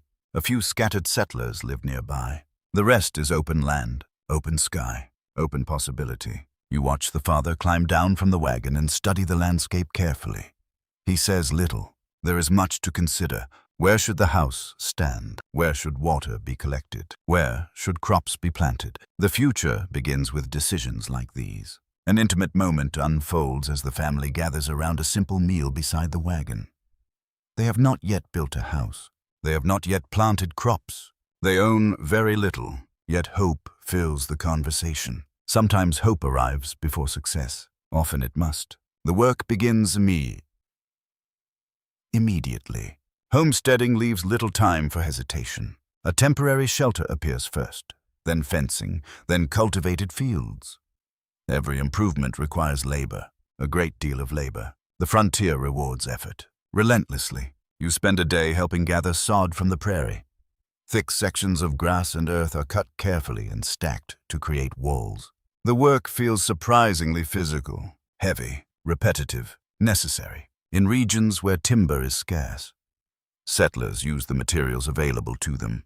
The prairie itself becomes part of the house. The result may not look elegant. It functions. That is what matters. A historical fact supported by extensive historical research is that the Homestead Act of 1862 encouraged settlement across large portions of the American West by allowing eligible settlers to claim land under specific conditions. The legislation influences countless lives. Some settlers succeed, others struggle. Many experience both. Success on the frontier rarely arrives easily. Weather becomes one of the greatest challenges. You experience this reality firsthand during a summer afternoon.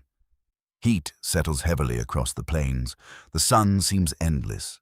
Work continues anyway. Fields must be planted. Fences must be repaired. Animals must be cared for. The frontier does not pause because conditions are difficult. Then, winter arrives. And winter introduces entirely different challenges. Cold winds sweep across open country. Snow accumulates against buildings. Travel becomes difficult, sometimes impossible. The isolation feels profound. You stand outside a small homestead during a winter evening. Smoke rises from the chimney. Snow covers the landscape in every direction. The world feels silent, very silent, inside.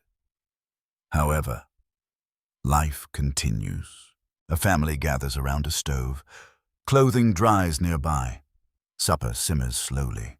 The contrast feels comforting. Warmth becomes precious during frontier winters. Every piece of firewood matters. Every blanket matters. Every small comfort matters. For a moment, it feels as though the house itself is holding back an entire season. The frontier often reduces life to essentials: shelter, food, heat, family. Historical records repeatedly describe the emotional challenges of isolation. Many homesteaders live miles from their nearest neighbors. Weeks may pass without significant social interaction.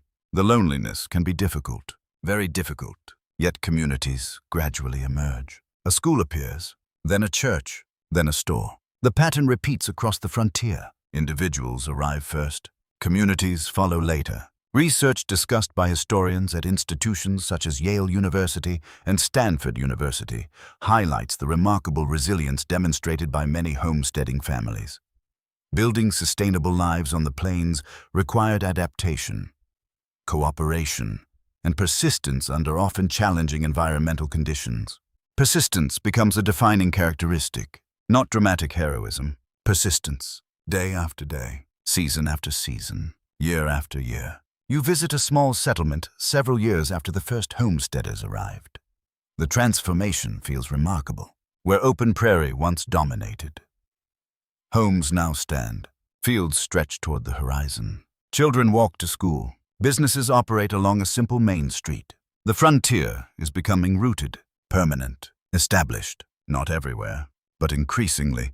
The smell of freshly cut hay drifts through the air. Wagons carry harvests from nearby fields. People discuss crop yields and weather forecasts. The conversation sounds ordinary. That is precisely the point. The extraordinary goal of many homesteaders is to create ordinary lives. Stable lives. Predictable lives. Lives connected to community rather than constant movement. Historians continue debating the degree to which government policy, transportation improvements, environmental conditions, and individual determination contributed to homesteading success. Most scholars agree that no single factor explains every outcome. Some families thrive. Some fail. Most experience a mixture of achievement and hardship. The frontier offers opportunity. It never offers guarantees. As evening settles across the settlement, lanterns glow warmly inside homes scattered across the prairie. Their light shines through windows into the gathering darkness. The sight feels reassuring. A generation earlier, few such lights existed here. Now they appear everywhere. The frontier is changing once again. The age of isolated homesteads is giving way to something larger. Towns are growing. Businesses are expanding. Institutions are taking root. Temporary settlements are becoming permanent cities. And the next chapter of the American frontier will be shaped not by wilderness alone, but by communities determined to endure. The lights scattered across the prairie continue multiplying. A single homestead becomes 2.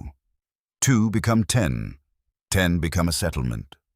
Before long, roads connect neighboring farms, businesses appear, and familiar routines begin shaping daily life. The frontier is growing up, not everywhere at once, not evenly, but steadily. You arrive in a frontier town just after sunrise.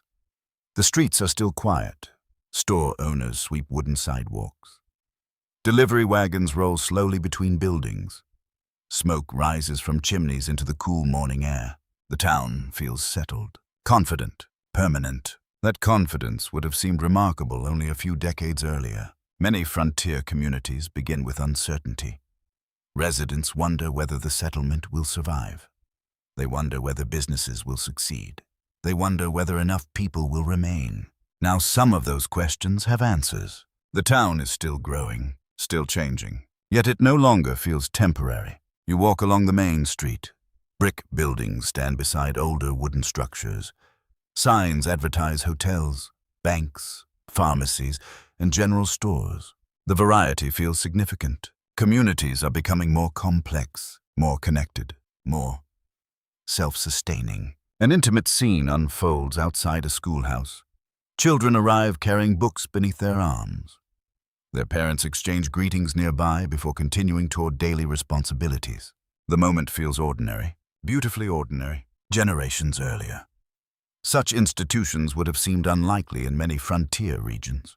Now they are becoming common. That transformation says a great deal about how quickly the West is changing. The smell of fresh bread drifts from a bakery nearby. A blacksmith begins another day's work. The ringing of metal echoes softly through the morning air. The sounds feel familiar. Yet they now belong to a larger community rather than an isolated outpost. A historical fact widely recognized by historians is that many Western towns evolved rapidly during the 19th century, transitioning from rough settlements into organized communities with schools, churches, businesses, newspapers, and local governments. The process requires effort, a tremendous amount of effort. Roads must be maintained, buildings must be constructed, services must be provided.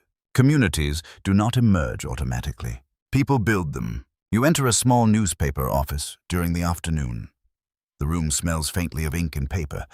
Editors discuss local developments while preparing the next edition. Information has become increasingly important. Perhaps it always was. Now it travels faster than ever. Railroads connect towns to distant cities. Telegraph lines carry messages across enormous distances. Residents no longer feel quite so isolated. The frontier remains far from eastern centers of power, yet it feels less remote than before. You notice a bulletin board displaying announcements about community events. A church gathering, a school meeting, a livestock auction. The details seem small. They are not. Such activities create the social fabric that binds communities together. The frontier is becoming society, not merely settlement. The distinction matters. As afternoon sunlight fills the streets, merchants greet familiar customers by name. Farmers discuss crop conditions. Children race toward open fields after school. Life develops rhythms, predictable rhythms. Many frontier families have worked for years to create exactly this kind of stability. For a moment, it feels as though the uncertainty that once defined the frontier is fading, not disappearing, simply changing form. New challenges replace old ones. Growth creates its own complications. Population increases. Competition increases. Political disagreements increase. Prosperity solves certain problems while introducing others. Human communities have always worked that way. You stop beside a newly constructed courthouse. The building stands proudly at the center of town. Its presence reflects another important transformation. Institutions are becoming stronger. Formal governance is becoming more established. The frontier is no longer simply a place people pass through. It is becoming a place where people stay. Research discussed by scholars at institutions including Harvard University and the University of Chicago emphasizes the importance of local institutions in transforming frontier settlements into durable communities. Schools, courts, churches, and businesses helped create stability in regions once characterized by uncertainty. Stability does not appear overnight. It develops gradually, through countless decisions, through countless acts of cooperation, through countless ordinary days. The process is not always smooth. Disputes arise, economic downturns occur, natural disasters sometimes strike. No community escapes challenges completely. You watch townspeople gathering to discuss improvements to a local road. The conversation is practical, sometimes heated, yet everyone shares a common interest. They want the town to succeed. That shared investment changes behavior. People care differently about places they expect to remain. The frontier is fostering permanence. The smell of rain begins drifting through the air late in the day. Dark clouds gather above the horizon. Store owners glance upward while continuing their work. Soon the storm arrives. Rain taps against rooftops. Water flows through gutters. The streets grow quieter as people seek shelter indoors. The town endures. Storms no longer feel quite as threatening as they once did. Solid buildings provide protection. Established communities provide support. The frontier has become more resilient. Inside a general store, neighbors gather while waiting for the weather to improve. Conversations fill the room. News is exchanged. Friendships are reinforced. Community often reveals itself most clearly during interruptions. People naturally come together. The rain eventually stops. Sunlight returns. The streets fill once more. Life resumes. Historical records show that many Western towns experienced remarkable growth during the late 19th century, with some evolving into major cities that continue shaping the region today. Yet not every settlement follows the same path. Some prosper greatly, others stagnate. Some disappear entirely. The frontier remains unpredictable, even as it becomes more established. Historians continue debating the relative importance of geography, transportation connections, natural resources, and local leadership in determining which communities achieved long-term success. The debate persists because different towns often succeed for different reasons. History rarely offers identical formulas. Every community develops its own story. As evening settles across the town, lamps glow in homes and businesses. Their warm light spills onto quiet streets. The atmosphere feels peaceful, comfortably peaceful. The frontier has traveled a long way from isolated forts and lonely wagon camps. Yet beneath this growing stability, tensions continue building elsewhere. Land remains valuable. Resources remain valuable. Power remains valuable. As the West fills with people, competition intensifies. The next chapter will reveal that growth does not eliminate conflict. Sometimes it creates new forms of it, and across the frontier. Disagreements over land, authority, and opportunity are becoming increasingly difficult to ignore. The town sleeps peacefully beneath the night sky. Lanterns fade one by one. Businesses close their doors. Families settle into familiar routines. From a distance, the community appears stable and secure. And in many ways, it is. Yet, growth brings pressure.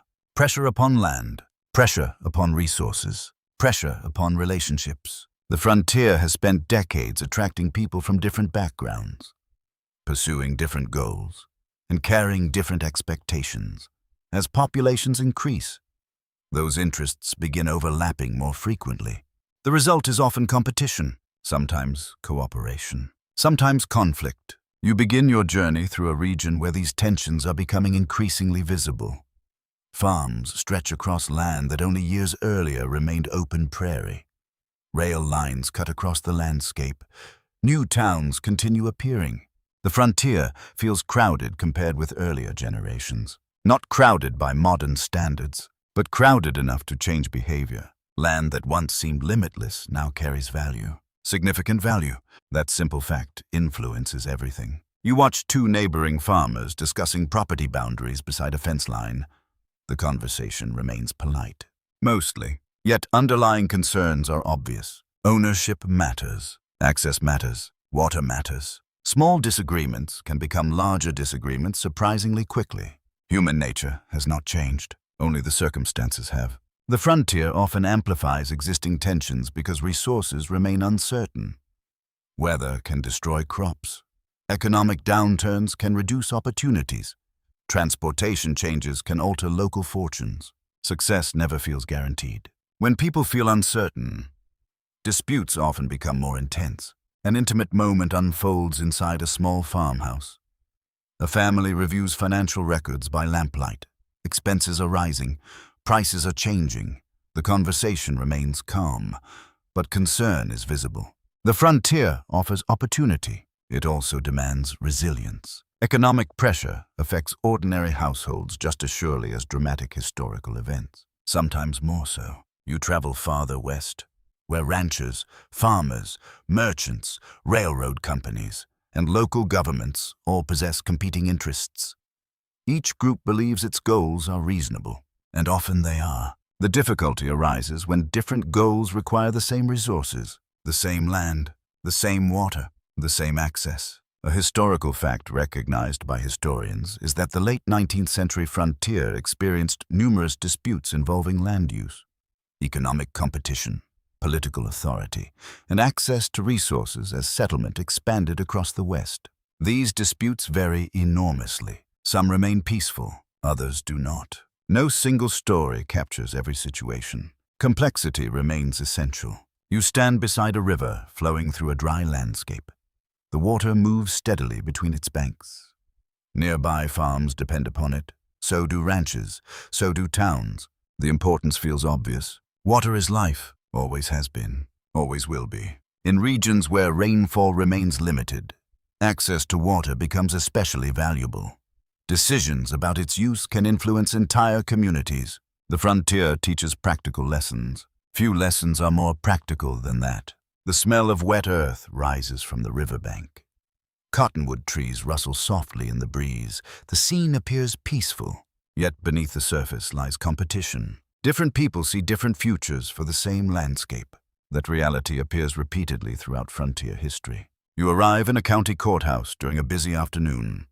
Farmers, ranchers, merchants, and local officials move through the building discussing legal matters. The atmosphere feels serious.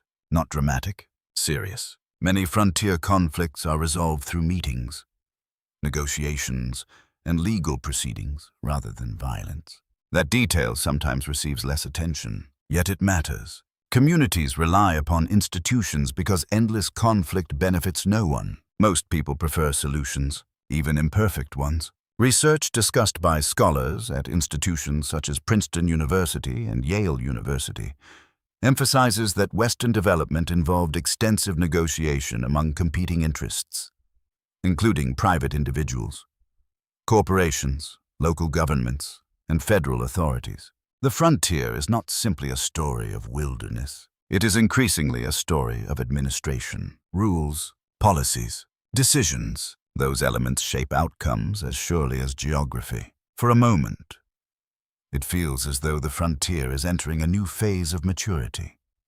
Earlier generations focused primarily on exploration and settlement. Now communities must decide how to govern what they have created. The challenge is substantial. Growth creates responsibilities. The larger a society becomes, the more coordination it requires. You walk through a bustling market district during the evening. Merchants close shops. Customers carry purchases home. Children play in nearby streets. Life continues. Ordinary life. The very existence of such routines reflects how much the frontier has changed. Generations earlier, survival dominated attention. Now many residents focus on prosperity, education, infrastructure, long-term planning. The priorities are evolving. That evolution carries consequences. The smell of coal smoke drifts from a passing train. Freight cars roll toward distant destinations. The railroad remains one of the most powerful symbols of the changing West. It connects communities. It creates opportunities. It also creates competition. Towns connected to major transportation routes often enjoy advantages unavailable elsewhere. Not everyone benefits equally. Historical records reveal that economic change frequently produced winners and losers across frontier communities. Some regions prospered rapidly, others struggled to adapt. Such patterns are hardly unique to the 19th century. They appear throughout history. Change rarely distributes rewards evenly. You pause beside a telegraph office where messages arrive from distant cities. Information now moves across the continent with remarkable speed. The frontier no longer feels isolated. That transformation affects expectations. People compare opportunities. They compare prices. They compare conditions. Connections encourage ambition. They also encourage competition. Historians continue debating the extent to which economic modernization reduced or intensified frontier conflicts. Some scholars emphasize the stabilizing influence of institutions and infrastructure. Others highlight the new forms of competition created by growth and development. The evidence supports elements of both views. Progress often solves certain problems while creating new ones. The frontier demonstrates this repeatedly as darkness settles over the region. Lights appear across farms, towns, and railroad stations. The landscape feels interconnected in ways previous generations could scarcely imagine. Yet another transformation is approaching, one that will alter the physical appearance of the West itself. For decades, vast stretches of open range have defined frontier life. Cattle move freely across enormous areas. Boundaries remain flexible. That era is beginning to end. A simple invention is spreading across the plains. An invention made of metal. An invention that will redraw the frontier one fence at a time. Barbed wire is coming, and with it, the final shape of the Old West will begin to emerge. The plains still appear endless. Grass ripples beneath the wind. The horizon stretches outward beneath vast skies. Cattle graze peacefully across open land.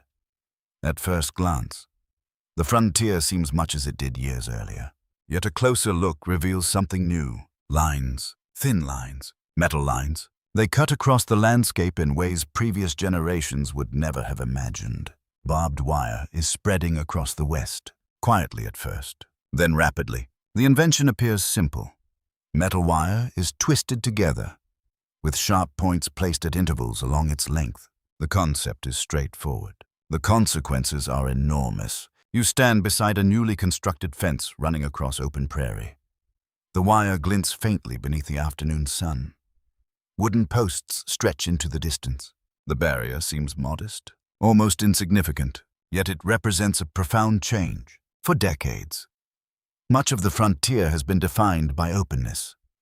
Ranchers move cattle across wide areas. Travelers cross vast distances without encountering many permanent boundaries. Now boundaries are becoming visible and enforceable. You walk alongside the fence.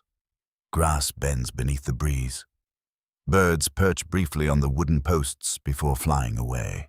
The structure itself appears ordinary. History often changes through ordinary objects. Not only through famous people, not only through dramatic events, sometimes through a practical invention. Barbed wire proves remarkably practical. It allows farmers and ranchers to mark property more efficiently than earlier fencing methods. In regions where timber remains scarce, that advantage is significant, very significant. Wooden fences require resources. Barbed wire requires less. The frontier values efficiency, especially when efficiency saves money. An intimate moment unfolds on a small farm. A father and son work together installing fence posts. Their movements are careful and deliberate. The task is repetitive.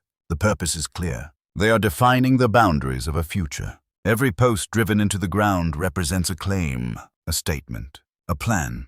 The frontier is becoming more organized, more structured, more settled. A historical fact accepted by historians is that the widespread adoption of barbed wire during the late 19th century transformed land use across the American West, helping accelerate the transition from open-range systems to more controlled patterns of agriculture and ranching.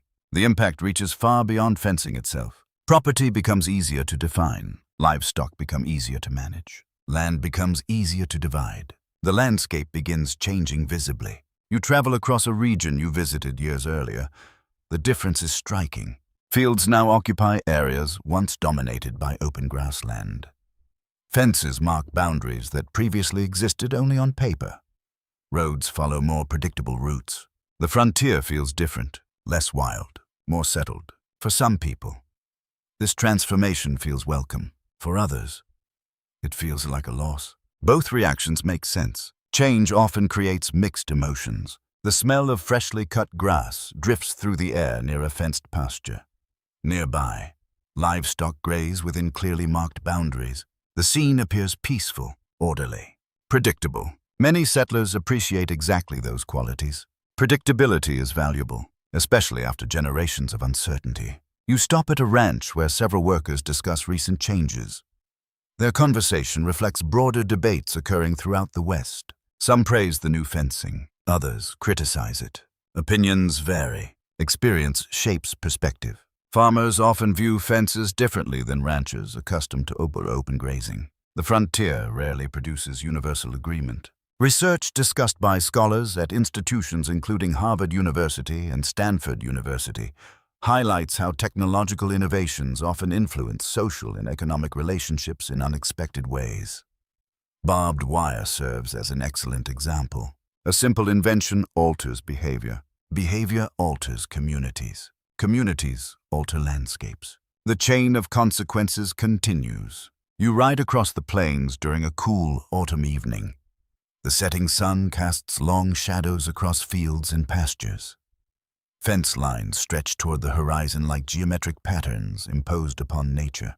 For a moment, it feels as though the frontier is being redrawn, not through conquest, not through exploration, through organization. The West is becoming legible, mapped, measured, divided. Those changes carry benefits. They also carry tensions. Property disputes sometimes emerge. Questions about access and ownership become increasingly important. The same invention that creates order can also create disagreements.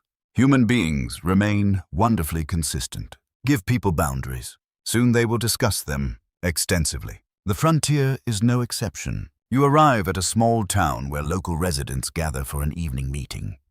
Farmers, ranchers, merchants, and officials discuss issues affecting the community. The atmosphere is serious but civil. Most people understand a simple reality. The frontier is changing whether they approve or not. The question is how best to adapt. Adaptation has always been one of the great frontier skills, perhaps the greatest. Historical records reveal that the closing decades of the 19th century witnessed major shifts in land use patterns across the West.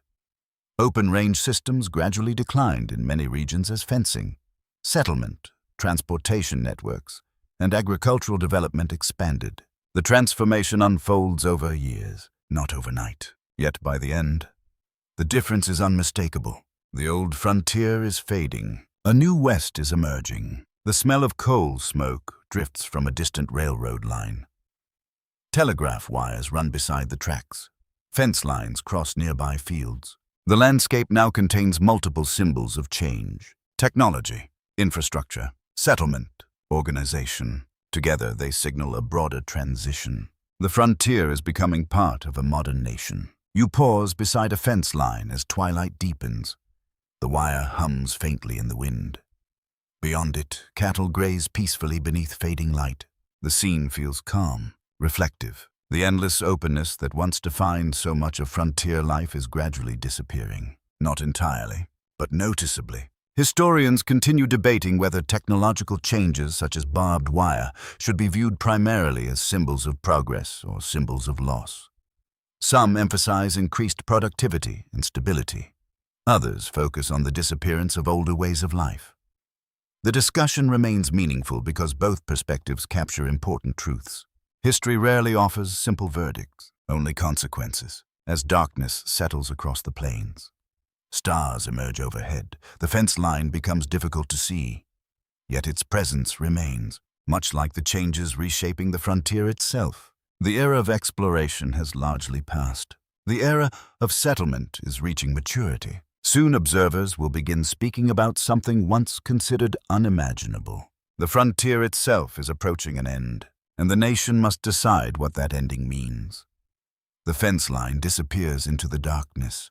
Only a few hours earlier, sunlight reflected from the wire stretching across the prairie. Now the stars shine overhead while the landscape settles into silence. The West remains vast. It remains beautiful. Yet something fundamental has changed. The frontier that once seemed endless is beginning to feel finite. For generations, Americans have looked westward and seen possibility beyond the horizon. New land, new opportunities, new beginnings. The horizon always appeared farther away. Now it is becoming harder to find. Not because the continent has shrunk, because settlement has expanded. You travel through the West during the closing decades of the 19th century. Railroads connect distant regions. Towns occupy former wilderness. Farms stretch across landscapes once crossed only by traders and hunters. The transformation feels extraordinary. A continent that once seemed unknown has become increasingly familiar. Mapped, measured, connected, organized. You ride through a community that barely existed a generation earlier. Brick buildings line the streets. Schools educate children. Businesses advertise products arriving from distant factories. The town feels established, confident, part of something larger.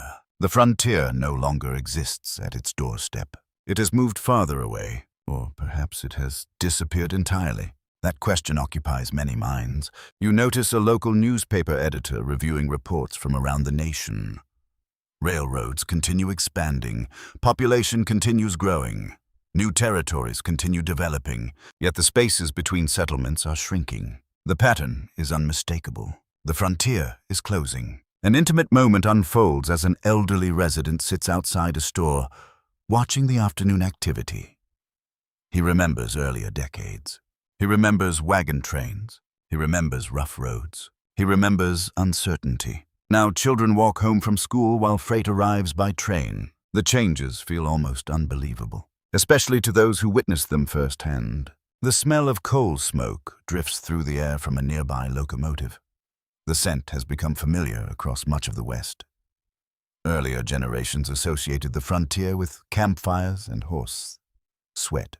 Now industrial sounds and smells accompany daily life. The transition is visible everywhere. A historical fact recognized by historians is that by the late 19th century, many observers believe the era of large-scale frontier settlement was drawing to a close as population growth and infrastructure expanded across the continent. The idea feels strange. For decades, the frontier has defined national imagination. Now people begin asking what comes next. You travel along a railroad route connecting multiple western towns. The journey highlights the transformation clearly. Stations appear regularly. Telegraph lines follow the tracks. Farms occupy nearby land. The landscape feels inhabited, connected, integrated. The isolation that once characterized so much of frontier life is becoming less common. Not everywhere, but increasingly. For a moment, it feels as though the nation has stitched itself together. Threads of transportation, communication, commerce, and settlement now connect regions that once seemed impossibly distant from one another. The achievement is remarkable. It is also complicated. Every gain carries consequences. Every transformation leaves something behind. You stop beside a small cemetery overlooking a frontier town. The location feels quiet and reflective. Wooden markers and stone monuments record names from different decades. Some belong to early settlers. Some belong to later arrivals. Together, they tell a story of effort, a story of endurance, a story of change. The frontier was never built by a single generation. Many contributed, many sacrificed, many adapted. Historical records reveal enormous diversity among the people who shaped the West. Farmers, ranchers, merchants, laborers, soldiers, native communities, immigrants, entrepreneurs, and countless others all influenced the region's development. No single group created the frontier. Its history belongs to many people. Understanding that complexity matters. Research discussed by scholars at institutions such as Yale University and Columbia University emphasizes that the closing of the frontier represented not an ending to Western history, but a transition into a different phase of development. The distinction is important. History rarely ends. It evolves. The frontier itself may be changing, but the communities it created continue growing. Cities expand, industries diversify, institutions strengthen. The West remains dynamic. Only the nature of change is shifting. You walk through a prosperous town during the evening hours. Electric lights have begun appearing in certain locations. New technologies arrive with increasing frequency. The future feels closer. The 19th century is approaching its final years. A new century waits just beyond the horizon. The atmosphere contains a sense of anticipation and perhaps a touch of nostalgia. People naturally look backward during periods of transformation. They remember earlier struggles, earlier opportunities, earlier uncertainties. Memory often softens hardships. That tendency is hardly unique to the frontier. You hear conversations about the old days. Some stories are accurate. Others have grown slightly larger through repeated retelling. Such things happen. Legends emerge naturally, especially when a way of life begins fading into history. The frontier is already becoming memory, even while many people still live within it. Historians continue debating exactly when the frontier should be considered closed. Some emphasize demographic data and settlement patterns. Others argue that frontiers exist in many forms and resist precise definitions. The discussion remains active because historical transitions rarely occur on a single date. Change tends to unfold gradually, then suddenly seem complete. The frontier follows that pattern as darkness settles over the town. Lamps glow in windows across the community. Families gather for evening meals. Businesses close for the night. The scene feels ordinary, and perhaps that is the most remarkable change of all. Places once considered a distant wilderness now support ordinary lives, stable lives, connected lives. The great age of frontier expansion is nearing its conclusion, yet its legacy is only beginning. The final chapter of this journey will look beyond the trails.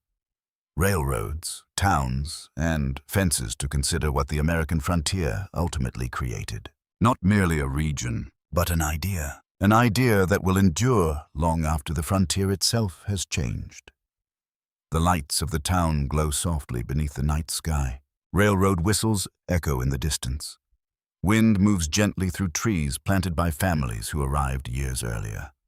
Streets that once existed only in imagination now carry the quiet rhythm of ordinary life. The frontier journey has brought you a long way. From the muddy banks of the Mississippi River in 1803 to the settled communities of the late 19th century. Along the way, explorers crossed unknown landscapes. Traders followed rivers into distant valleys. Wagon trains rolled toward uncertain horizons. Miners searched for gold. Cowboys guided cattle across open ranges. Homesteaders built lives from grass, timber, and determination. The continent changed, and so did the people living upon it. You walk slowly through the sleeping town. The air feels cool and calm. A faint scent of wood smoke lingers above nearby homes. The atmosphere encourages reflection. The frontier has often been described as a place, yet perhaps it was always something more. A process, a movement, a continual reshaping of possibilities. For nearly a century, Americans pushed westward across extraordinary distances. Each generation inherited a different frontier than the one before it. Explorers inherited mystery. Settlers inherited opportunity. Communities inherited responsibility. The story never remained still. A historical fact widely accepted by historians is that the expansion of the United States across the continent transformed the nation's economy. Geography, political institutions, transportation networks, and population distribution in profound ways during the 19th century. The effects remain visible today. Cities founded during frontier decades continue thriving. Rail corridors evolved into major transportation routes. Agricultural regions established during settlement periods remain productive. The frontier helped shape the modern nation. Yet the story is more complicated than simple triumph. History almost always is. You sit quietly on a wooden bench overlooking the town, somewhere nearby. A dog barks briefly before silence returns. The stillness feels comforting in moments like this. It becomes easier to recognize that frontier history contains many different experiences. Different communities encountered different realities. Some found opportunity, some found hardship. Many experienced both. Native nations faced enormous disruptions as settlement expanded across lands they had inhabited for generations. Families arriving from distant regions confronted uncertainty, isolation, and environmental challenges. Immigrants from around the world contributed labor, ideas, and ambitions. No single narrative can contain all of it. The frontier belongs to many stories, not just one. An intimate image comes to mind. A mother preparing supper inside a prairie homestead. A cowboy watching cattle beneath a sunset. A merchant opening a store in a growing town. A child walking toward a frontier schoolhouse. These moments rarely dominate history books, yet they form the substance of everyday life. History lives through ordinary people, always. The smell of paper and ink drifts from a nearby newspaper office, still working late into the evening. Information moves faster now than it did at the beginning of our journey. That transformation symbolizes something larger.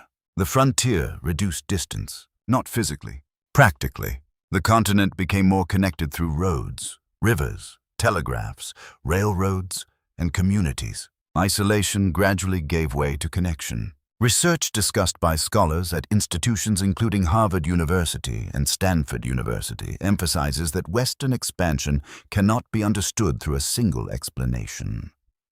Economic opportunity, technological innovation, political decisions, environmental conditions, cultural beliefs, and individual choices all influenced events across the frontier. Many forces operated simultaneously. Together, they shaped outcomes. The complexity makes the story richer and more human. For a moment, it feels as though you can see the entire frontier unfolding at once.